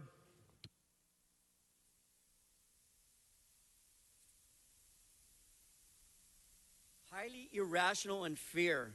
What a dumb comment by someone here. Did you wonder why, if Ebola is not so hard to spread, then why are thousands and thousands of new cases turning up in West Africa every week?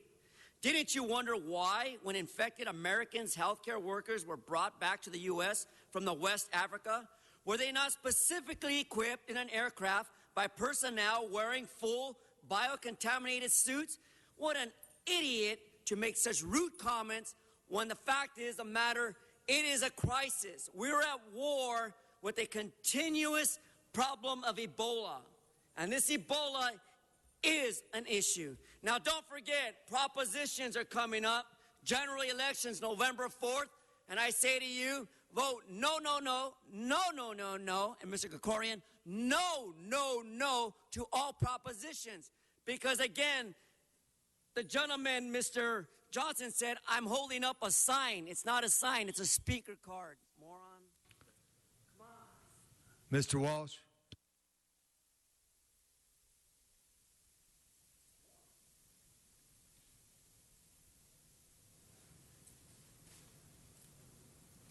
John Walsh, blogging at HollywoodHighlands.org.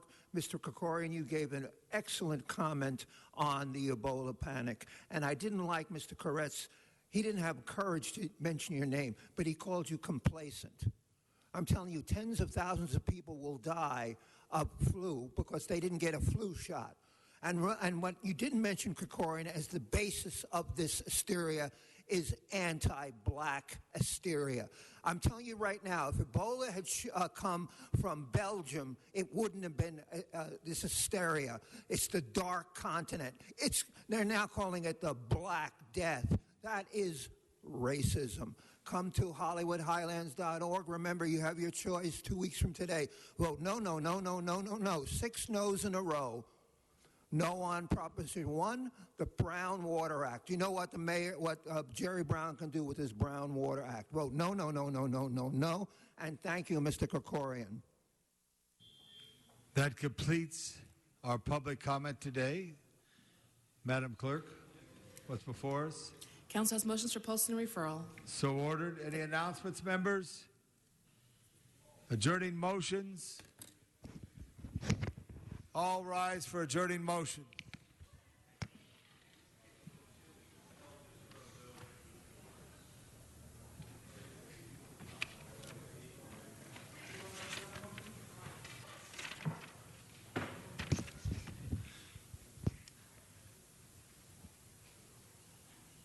Members, a big, long-time North Hollywood resident, Guy Weddington McQuarrie, passed recently. He's a San Fernando Valley historian, native, one of the first families to settle and develop North Hollywood, Studio City, as well as Toluca Lake. He was 77 years old. He was born in the Valley and graduated from North Hollywood High and Whittier College. His family came to present-day North Hollywood in 1886 and passed his great-grandfather, Wilson Weddington, and was appointed the first postmaster in the town of Toluca and the constable of the same community in 1892. Guy Weddington was a very decent man who cared and loved his community, and he will be sorely missed. He's survived by his wife, Diana, and a number of family members. Additionally, I ask we adjourn in memory of Sumi Hara, who was a very special member previously with our Municipal Arts Cultural Affairs Department. She was 75 years old when she passed just recently at this All Saints Health Center in North Hollywood. She was very involved with the Screen Actors Guild and as far as ethic employment and opportunities for Asian Americans in the film and television work. She was truly loved by many and an inspiration. Lastly, I'd like to ask we adjourn in memory of Peggy Stevenson, Councilwoman, City of Los Angeles. She was born in Los Angeles, went to Fairfax High School, and later attended UCLA, was involved in the radio business as an assistant producer, director, and she met Robert Stevenson. They later married. Robert then was a deputy for a councilman and decided to run against his boss and won. Robert Stevenson served the 13th District, and when he passed in 1975, Peggy ran and won. She served from 1975 till 1985. She was instrumental in working with John Ferraro in bringing the Olympic Games here to Los Angeles in 1984. The vote was in 1978, and it was an 8-7 vote. And being Greek American, she was very proud of the efforts to get the Olympic Games back here. She served with Pat Russell, which was the first time 2 women had served on the council at the same time. And she was much loved. She started the redevelopment of Hollywood. And it really was a struggle back then because there was very few believers, but she always believed in it. She was defeated in an election by Mike Wu in 1985, and later in retirement enjoyed her life and especially loved her son Bruce and family. So I ask we adjourn in memory of the late Councilwoman Peggy Stevenson, a great Angelino who served this city well. Absolutely all members. Thank you, Mr. Bonin. Continue to serve the city well. Be good. There's no place like home. It's great to be home. It's great to be back in Los Angeles. Thank you.